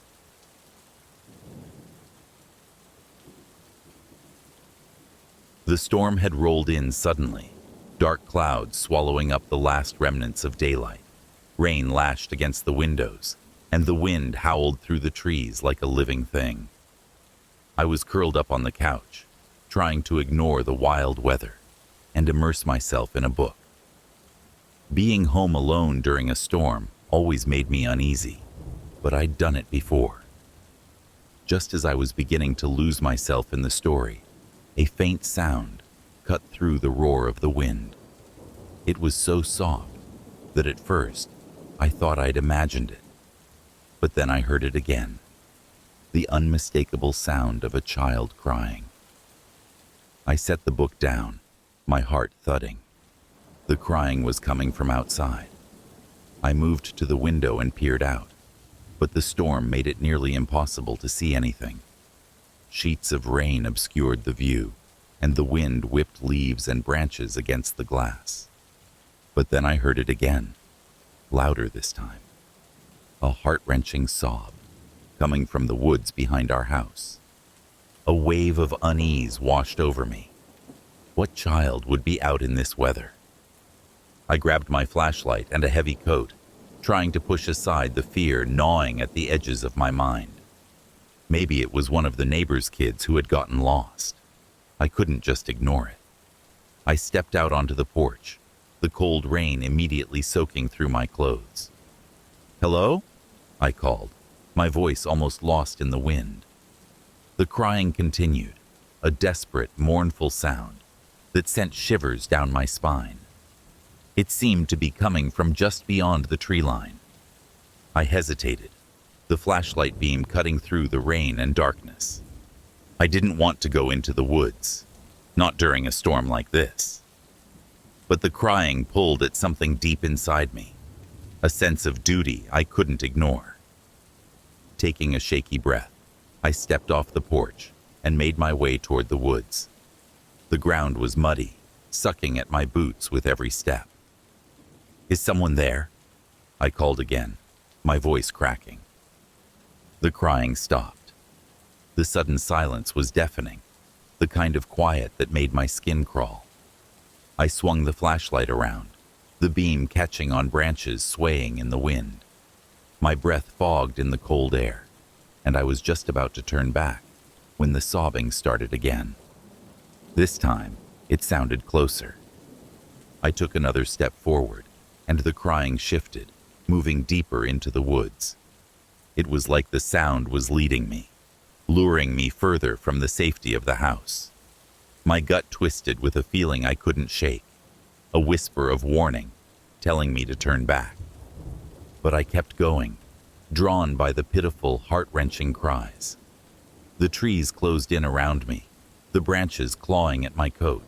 The flashlight flickered, and I stopped, trying to steady my breath. "Hello?" I called one last time. "Help me!" A small voice whimpered from the shadows. I swung the flashlight toward the sound. A small figure stood just beyond the reach of the beam. A little girl, her dress tattered and soaked through, hair plastered to her pale, dirt-smudged face. She looked no older than 8, and her wide, tear-filled eyes glistened in the darkness. "Are you okay?" I asked, my voice trembling. "What are you doing out here?" She didn't answer. Instead, she turned and ran, disappearing into the woods. "Wait!" I shouted, chasing after her. My flashlight flickered again, and I nearly slipped in the mud. Branches lashed at my face, and the wind howled louder, almost as if it was trying to drown out my calls. I ran deeper into the woods, my heart racing, but the girl was nowhere to be seen. The crying had stopped, leaving me alone with the storm and the whispering wind. I spun in a circle, shining the flashlight wildly. "Where did you go?" I shouted, my voice swallowed by the storm. A branch snapped behind me, and I whirled around. The flashlight beam caught a glimpse of something pale, slipping between the trees. My pulse quickened, and I followed. But each step felt heavier, as though the forest itself wanted to trap me. Then, out of the darkness, a voice whispered, "You shouldn't have come." I froze, my blood turning to ice. The voice wasn't the girl's. It was older, deeper, dripping with something that made the hairs on the back of my neck stand up. I backed away, my flashlight flickering again. The light sputtered, then died completely, leaving me in utter darkness. Panic clawed at my chest. I tried to turn on the flashlight, but it wouldn't work.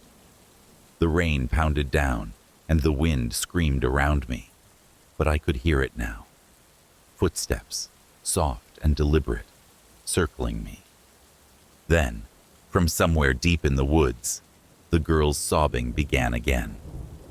Only this time, it was joined by laughter. Low, cruel laughter that echoed through the trees, growing louder, closer. I stumbled backward, my feet slipping in the mud, and turned to run. But the footsteps were everywhere, closing in, and the whisper followed me, weaving through the storm. "You shouldn't have come," it said again, and I felt cold fingers brush against the back of my neck. I screamed, tripping over a root and crashing to the ground.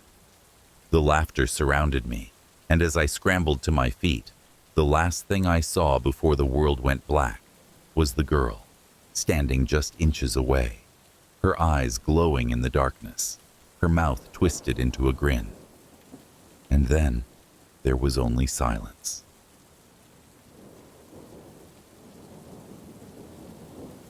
The night my parents left me home alone, the weather outside was as calm as could be.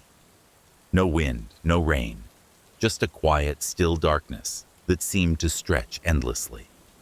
I was sprawled out on the living room couch, trying to decide what to watch.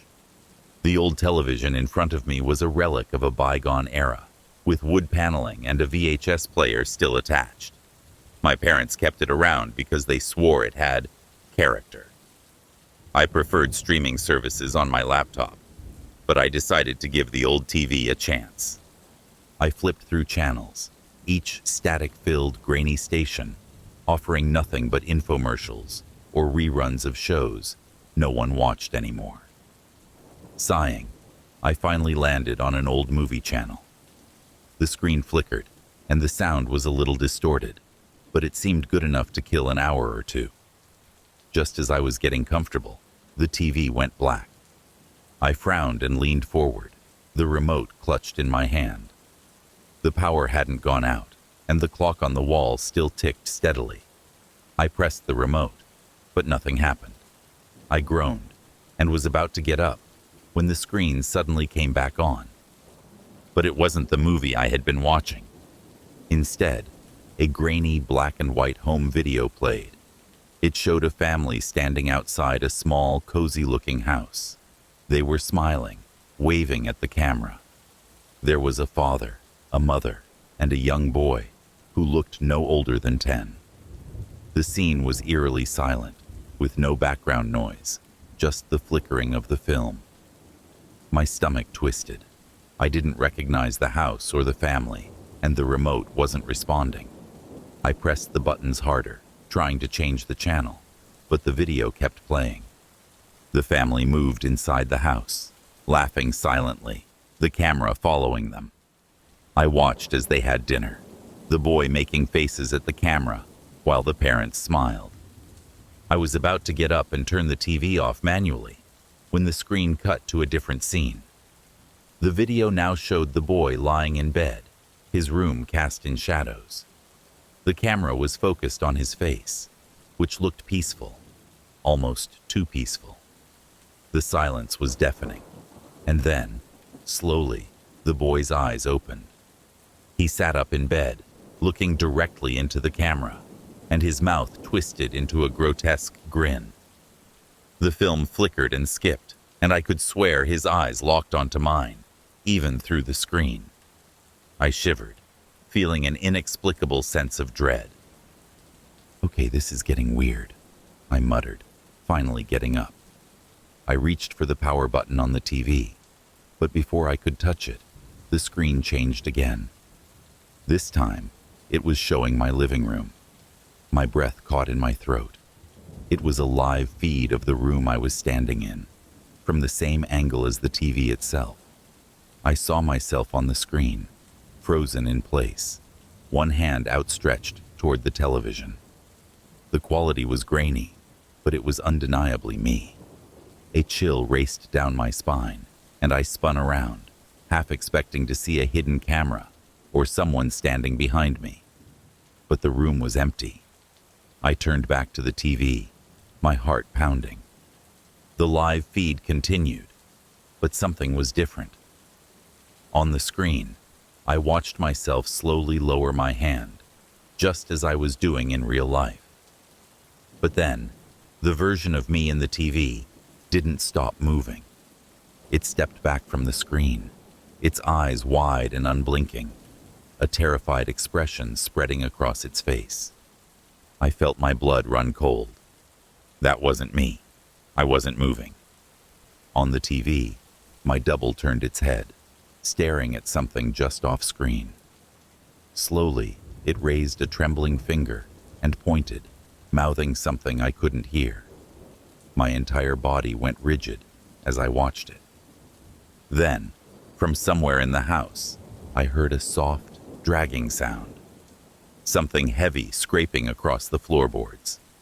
The noise came from the hallway, just beyond the living room. The version of me on the TV turned back to the screen, its eyes filled with desperation. Its mouth moved, forming silent words. Run. I dropped the remote, and it clattered to the floor. The dragging noise grew louder, closer, and I backed away from the TV, my pulse racing. The screen went black, and the silence that followed was suffocating. The noise stopped. I didn't dare move, my breath coming in short, panicked bursts. Then, from the darkness of the hallway, a voice echoed softly, almost playfully. I see you. I spun around, the shadows in the room seeming to stretch and twist. The TV crackled back to life, and I risked a glance at the screen. The live feed was back, but this time, I wasn't the only one in the frame. A tall, shadowy figure loomed behind me, its eyes two gleaming pinpricks of light. Before I could even scream, the TV cut out once more, leaving me in darkness, and the scraping sound began again, right behind me.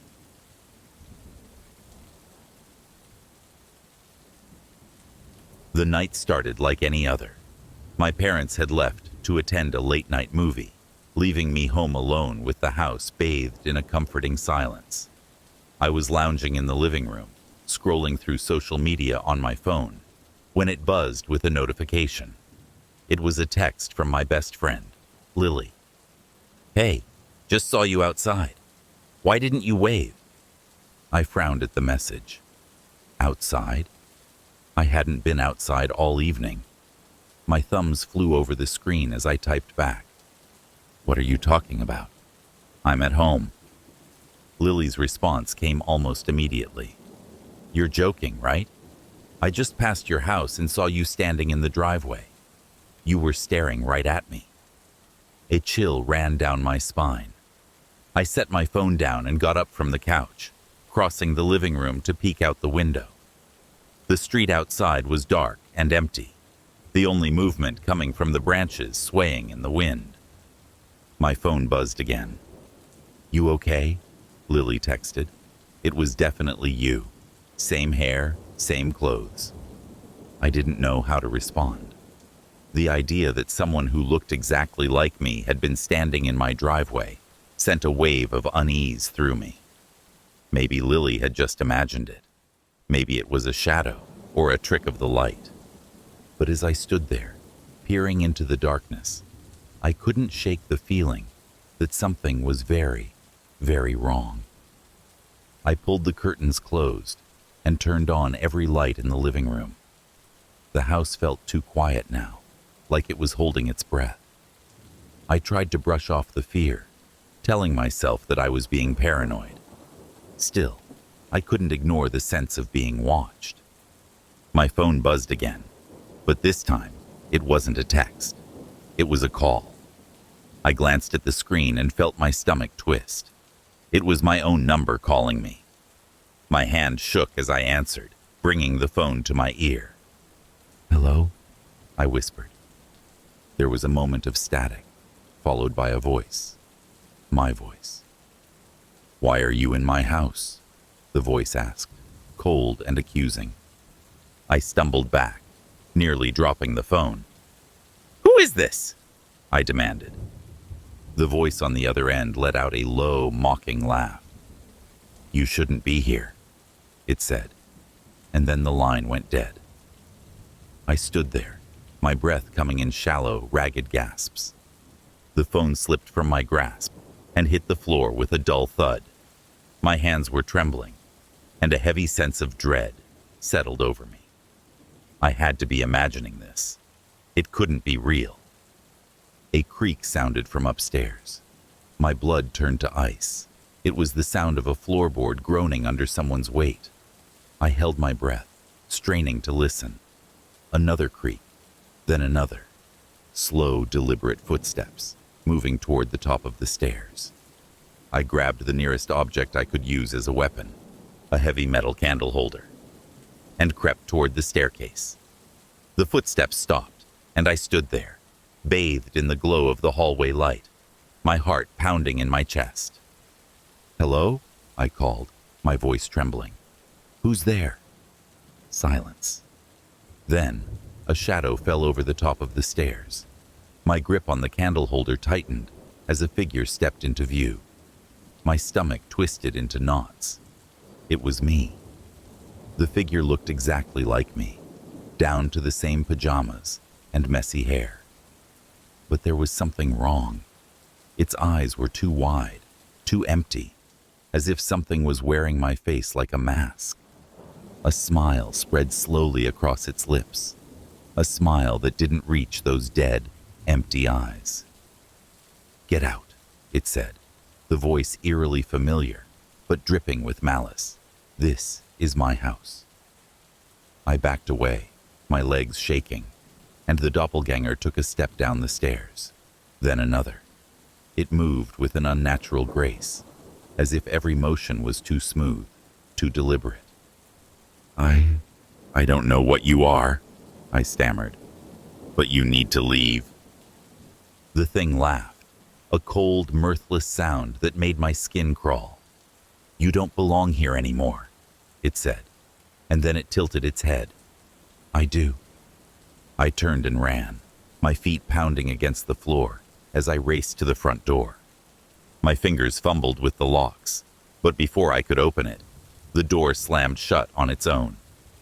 The house seemed to shudder, and the lights flickered.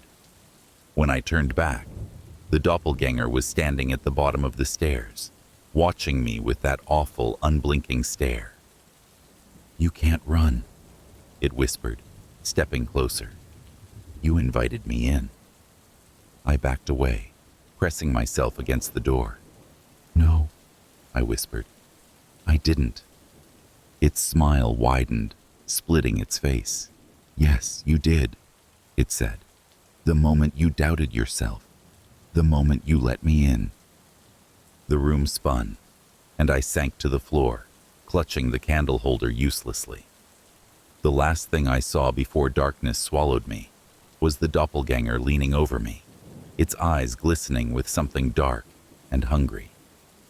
Then everything went black.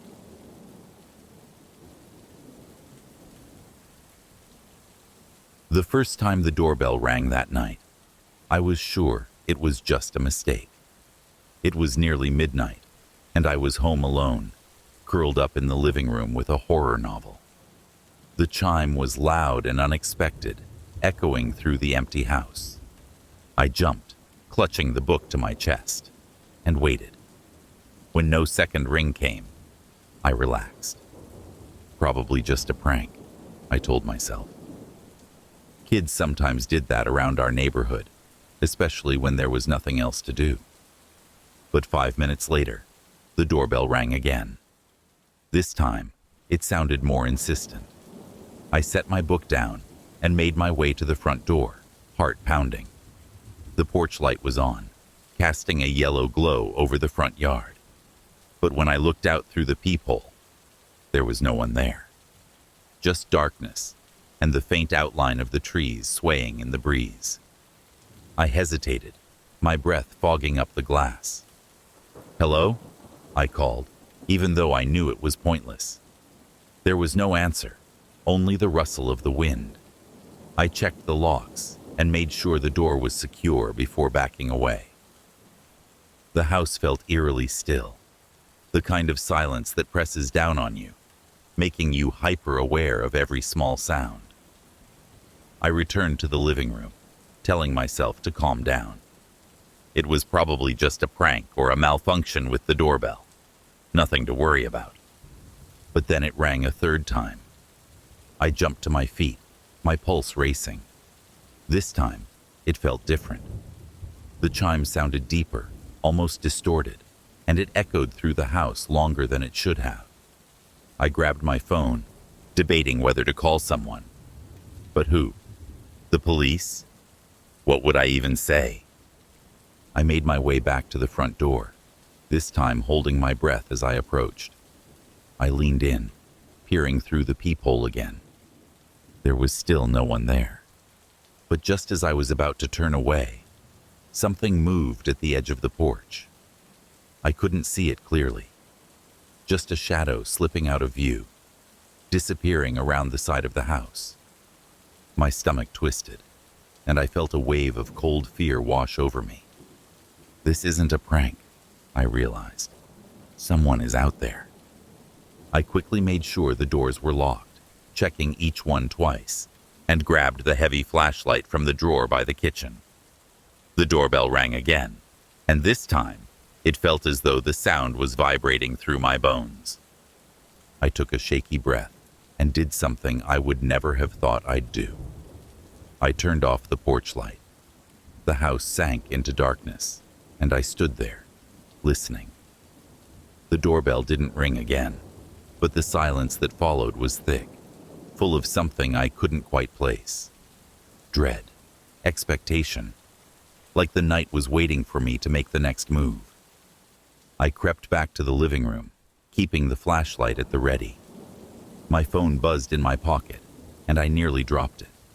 A text had come through, and my hands were shaking as I read it. "Hey, is everything okay?" It was from my neighbor, Emily, who lived across the street. "Why?" I texted back, my fingers fumbling over the screen. "What's wrong?" There was a long pause before she replied. "I saw someone standing at your front door. Thought it was weird since your parents aren't home."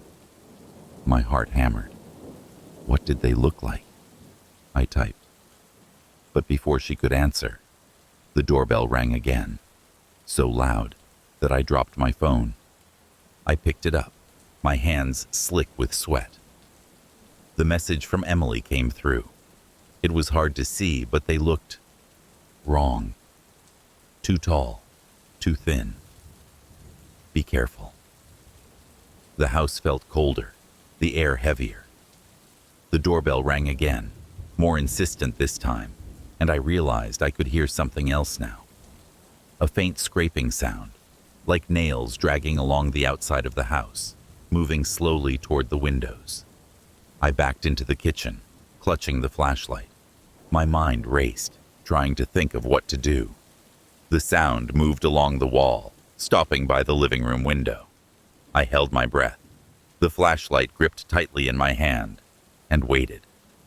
The curtains in the living room rustled, as if something was brushing against them from the outside. I edged closer, my heart in my throat, and peered around the corner. The curtains billowed slightly, and then a pale, bony hand pressed against the glass. I stumbled back, my foot catching on the corner of the rug.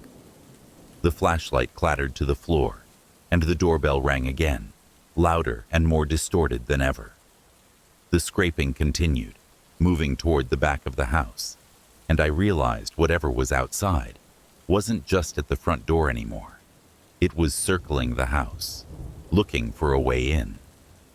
The doorbell stopped ringing, replaced by a slow, deliberate knock at the back door. Knock, knock, knock. The rhythm was taunting, echoing through the empty house. I grabbed my phone, dialing 911, but before the call could go through, the knocking stopped. The silence that followed was suffocating. Then, just as I thought it was over, a voice whispered from the other side of the door, low and full of twisted humor. "Let me in," it said. "I just want to see you." The doorknob rattled, and I screamed, backing away until I hit the kitchen counter. The knocking started again, more frantic, and the voice continued, almost laughing now. "Let me in," it repeated over and over, as if it would never stop. And then, just when I thought the sound would drive me mad, everything went quiet. I stood there, the phone still clutched in my hand, my breath coming in short, panicked bursts. The only sound was the pounding of my heart. I don't know how long I stood there, waiting for the next knock, the next whisper. But it never came. Eventually, I sank to the floor, unable to process what had just happened. And then, just as I thought I was safe, my phone buzzed with a new text. "Are you sure you're alone?" Emily had written, and attached was a photo of my front porch, taken from her window. It was a grainy, shadowed image, but there, standing just outside the front door, was a tall, impossibly thin figure with a face that looked almost human, but not quite.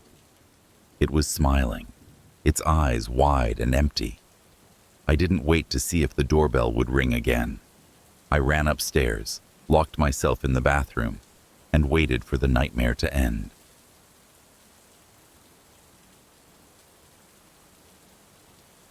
The old grandfather clock in the hallway had been in our family for generations. My great-grandfather had built it by hand, and my dad always said it was the heart of our home. It had a dark mahogany frame with intricate carvings and a glass face that shone even in the dimmest light. The clock had been broken for as long as I could remember, stuck at 3:33. No matter how many times my dad tried to fix it, the hands always drifted back to that time, as if the clock had a mind of its own. I never thought much about it, until the night I was home alone. It was a stormy evening, the wind howling and rain pattering against the windows. I had just finished a late dinner and was rinsing my plate in the sink when I heard it. The sound was faint at first, a soft ticking that grew louder and more insistent. My skin prickled, and I turned toward the hallway. The grandfather clock was ticking. I dried my hands and stepped cautiously into the hall, my heart thumping. The hands of the clock had always been frozen, lifeless, but now they moved in perfect rhythm. Tick, tick, tick. I stood there, staring, as the hands began to turn, the minute hand spinning faster and faster. My mouth went dry, and I stepped back. The hands stopped abruptly at 3:33. A shiver ran down my spine. The clock chimed, a deep, mournful sound that echoed through the empty house. I jumped, the noise ringing in my ears, and then silence.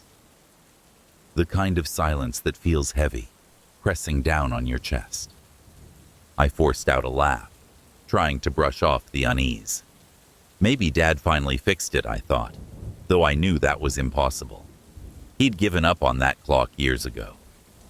I turned to head back to the living room, but before I could take a step, the clock chimed again. 3 long, echoing chimes, each one sending a jolt of fear through my body. I spun back around, and that's when I saw it. The reflection in the glass face of the clock. It wasn't mine. I froze. The glass showed a distorted version of my hallway, dark and twisted, with shadows pooling in the corners. And in the center of the reflection, standing right where I should have been, was a figure. It was tall and thin, its head cocked at an unnatural angle. Its eyes were sunken, hollow voids, and its mouth was stretched into a twisted grin. The figure lifted a hand and pressed it against the inside of the glass. The surface rippled, as if the barrier between us was just a thin sheet of water. I stumbled back, my heart pounding, and the figure's grin widened, as though it was amused by my fear. "No," I whispered, shaking my head. This had to be a trick, a hallucination. I squeezed my eyes shut, willing the vision to disappear. The clock chimed again, louder this time. When I opened my eyes, the hallway was bathed in an unnatural pulsing light. Shadows moved, swirling like ink, and the glass on the clock face began to crack, spiderwebbing out from the center. "Let me out," a voice whispered, echoing through the hall. It was soft and cold, full of something ancient and hungry. The cracks in the glass spread further, and I backed up until I hit the wall behind me. "Stop," I said, my voice shaking. "Please, stop." The clock didn't listen. It chimed one last time, and the glass shattered.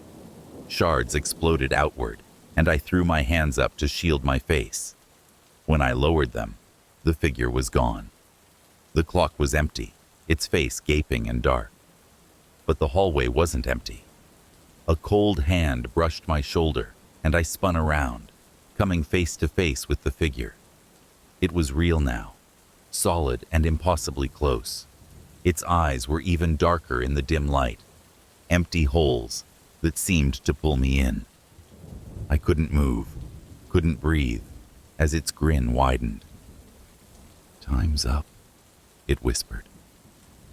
The lights flickered, and the world around me twisted, the shadows coming alive and wrapping around my vision. The last thing I saw was the figure leaning closer, its mouth opening far too wide, and then everything went black. When I woke up, the house was still and quiet.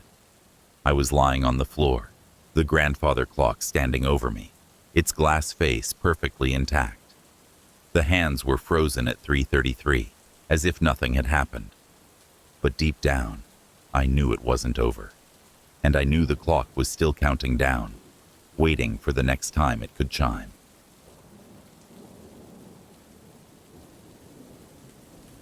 My grandmother's music box was beautiful, but undeniably eerie. It was small, made of dark mahogany, with intricate carvings of roses and vines curling around its sides. When I was little, she'd wind it up and let it play a soft, lilting lullaby, the kind of tune that stayed with you long after the music had stopped. After she passed, the music box was given to me, and though I loved her dearly, I always kept it tucked away in my room, too unsettled to display it. That Friday night, the wind outside was cold and restless, and I was home alone. My parents had gone to visit friends in the city, leaving me to fend for myself until morning. I didn't mind. I'd grown used to it. The house was quiet, and I had just settled into bed with a book when I heard it. The music box was playing. I froze, my heart thumping. The music was unmistakable, that same familiar lilting lullaby drifting out from my dresser drawer. I sat up, straining to listen. It was soft at first, but the melody grew louder, filling my room with its haunting notes. I climbed out of bed and approached the dresser, every step sending chills down my spine. Slowly, I opened the drawer. The music box sat there, closed but playing, its tiny golden key slowly turning on its own. I reached out, hesitated, and then grabbed it, silencing the music with a click. The room fell silent, and I let out a shaky breath. "It's just old," I told myself. Maybe it wound itself somehow. I set the music box back in the drawer, closed it, and climbed back into bed. But just as I pulled the covers up, the lullaby began again. This time, it was louder, the notes almost echoing, weaving through the room like a living thing. "Enough," I whispered, trying to shake off the unease. I got out of bed and grabbed the music box again, determined to wind it down completely. But as I touched it, the music stopped. Just stopped. The key wasn't moving, and the silence that followed was thick, heavy. I stood there, clutching the box, when I heard something else. A soft rustling sound, like footsteps, coming from outside my bedroom door. My throat tightened, and I set the box down carefully, moving toward the door. "Hello?" I called, my voice barely above a whisper. No answer. I opened the door, peering out into the dark hallway. It was empty, but something felt wrong. The air was cold, and the shadows seemed longer, darker, almost as if they were moving. I took a step back, ready to retreat into my room, when the lullaby started up again. This time, it wasn't coming from the music box. It was coming from somewhere in the hallway. My blood ran cold. The melody drifted through the dark, the notes warping and twisting, sounding almost like someone was humming it. I backed into my room, slammed the door shut, and locked it. My hands were trembling, and I grabbed my phone, debating whether to call my parents or the police. But before I could dial, the music stopped, replaced by a soft knock on my door. 3 knocks, slow and deliberate. "Who's there?" I whispered, pressing myself against the far wall. The door didn't open, but the knocking came again, and the doorknob rattled, as if someone was trying to turn it. Then, a voice, a low, melodic whisper that seemed to echo from everywhere at once. "Come, play with me." My heart pounded so hard I thought I'd pass out. The doorknob twisted, but the lock held, and I could see the shadow of feet standing just outside my door. Small feet, like those of a child. I backed away, clutching my phone, and my gaze fell on the music box. The drawer was now wide open, and the box was gone. Panic bubbled up inside me, and I looked around frantically, only to see the music box sitting in the middle of my bedroom floor. Its lid was open, the golden key spinning wildly. "Come play," the voice whispered again, and the room grew colder. The music box began to spin, as if something invisible was dancing with it. Shadows crept up the walls, and I could feel something watching me, something that didn't belong in this world. "No," I whispered, tears streaming down my face. "Leave me alone." The music swelled, and the door burst open, slamming against the wall. I screamed, but there was no one there. Just empty air and the feeling of something brushing past me, cold fingers grazing my arm. The music box stopped suddenly, and the shadows receded. The door swung shut, and the silence returned, heavy and suffocating. I fell to the floor, my whole body shaking, and stared at the music box. Its key was still. The lid was closed, and everything was quiet once more. But I knew, deep down, that whatever had come to visit wasn't gone. It was just waiting, waiting for the next time the music would play.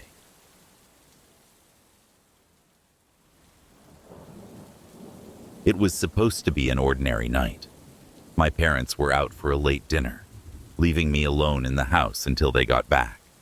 I didn't mind being home alone. I was 17, old enough to handle a few hours by myself, and I had a mountain of homework to distract me. The wind outside had picked up, whispering through the trees and making the house creak in all its usual places. I was in my room, sitting at my desk with my headphones on, trying to focus on my math assignment when I first felt it. The unsettling sensation that someone was watching me. I pulled my headphones off and turned around. The room was dimly lit by the warm glow of my desk lamp, and everything looked as it should. Bed made, clothes piled in the hamper, the closet door closed. But the feeling didn't go away. It was like an itch I couldn't scratch, a nagging sense of being observed. I tried to shake it off. "You're imagining things," I told myself, but my eyes kept drifting to the closet door. It was closed, sure, but it hadn't always latched properly. Sometimes it would swing open on its own, just a crack, and I always made a habit of closing it before bed. But tonight, the closet door felt different, menacing almost. My heart thudded as I got up from my desk and walked over to it. I stood there for a moment, debating whether I should open it and check inside. My hand hovered over the knob, but something inside me screamed not to touch it. "Get a grip," I whispered, retreating back to my desk. I was being paranoid. There was nothing in my closet. Still, I couldn't shake the feeling, so I grabbed my headphones again and put them on, turning the volume up to drown out my anxiety. I was halfway through solving a math problem when I felt it again, the prickling sensation of being watched. My skin crawled, and I slowly lifted my eyes to the mirror hanging on the wall across from my desk. The reflection showed my room, dim and calm, but as I scanned it, my heart stopped. The closet door was open, just a crack. I hadn't heard it open. I would have noticed if it had creaked or groaned. But there it was, slightly ajar, a thin sliver of shadow stretching across the floor. I took off my headphones, the silence in the room feeling suddenly suffocating. "Hello?" I called out, even though I knew how stupid it sounded. My voice trembled, and I hated how small it made me feel. Silence. I stood up, my legs shaking, and took a few steps toward the closet. The crack in the door seemed to widen, or maybe that was just my fear playing tricks on me. My fingers curled into fists, and I forced myself to take another step closer. And then I saw them. Two eyes, glowing a dull, sickly yellow, staring back at me from the darkness of the closet. They blinked slowly, as if surprised that I had noticed them. I stumbled backward, my breath catching in my throat. The eyes never wavered, never looked away. I wanted to scream, but no sound came out. My body felt frozen, every muscle locked in place. The eyes blinked again, and then a grin spread beneath them, a mouth full of impossibly white, jagged teeth. The thing in the closet shifted, and the door creaked open another inch. "Please," I whispered, though I wasn't sure who I was talking to. "Please let this be a dream." The grin widened, and the eyes seemed to glow brighter. The closet door shuddered, as though whatever was inside was pushing against it, straining to come out. I backed up until I hit the wall, my heart pounding so hard I thought it would burst. Then, the door slammed shut, hard enough to rattle the picture frames on my walls. I flinched, gasping for air, and the room was silent again. The closet door was closed, just as it had been before, with no sign of the glowing eyes or the horrible grin. I didn't dare move. I waited, straining to hear anything, but all I could hear was the wind howling outside and the thud of my own heartbeat.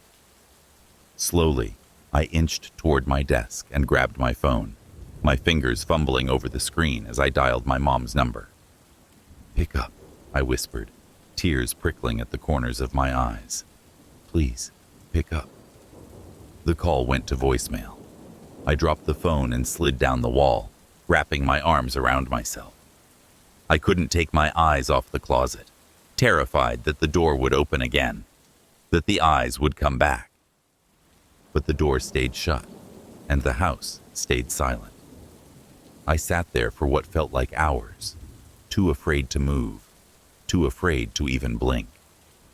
The wind outside finally began to die down, and the feeling of being watched slowly, painfully, faded. When my parents came home, I told them about the door and the eyes. They laughed it off, said it was just my imagination, a trick of the light. But I knew what I'd seen. I knew those eyes weren't just a dream or a shadow. And every night since, I've made sure to push my dresser in front of the closet door before going to bed, just in case. Because deep down, I know that whatever was in there is still watching and waiting.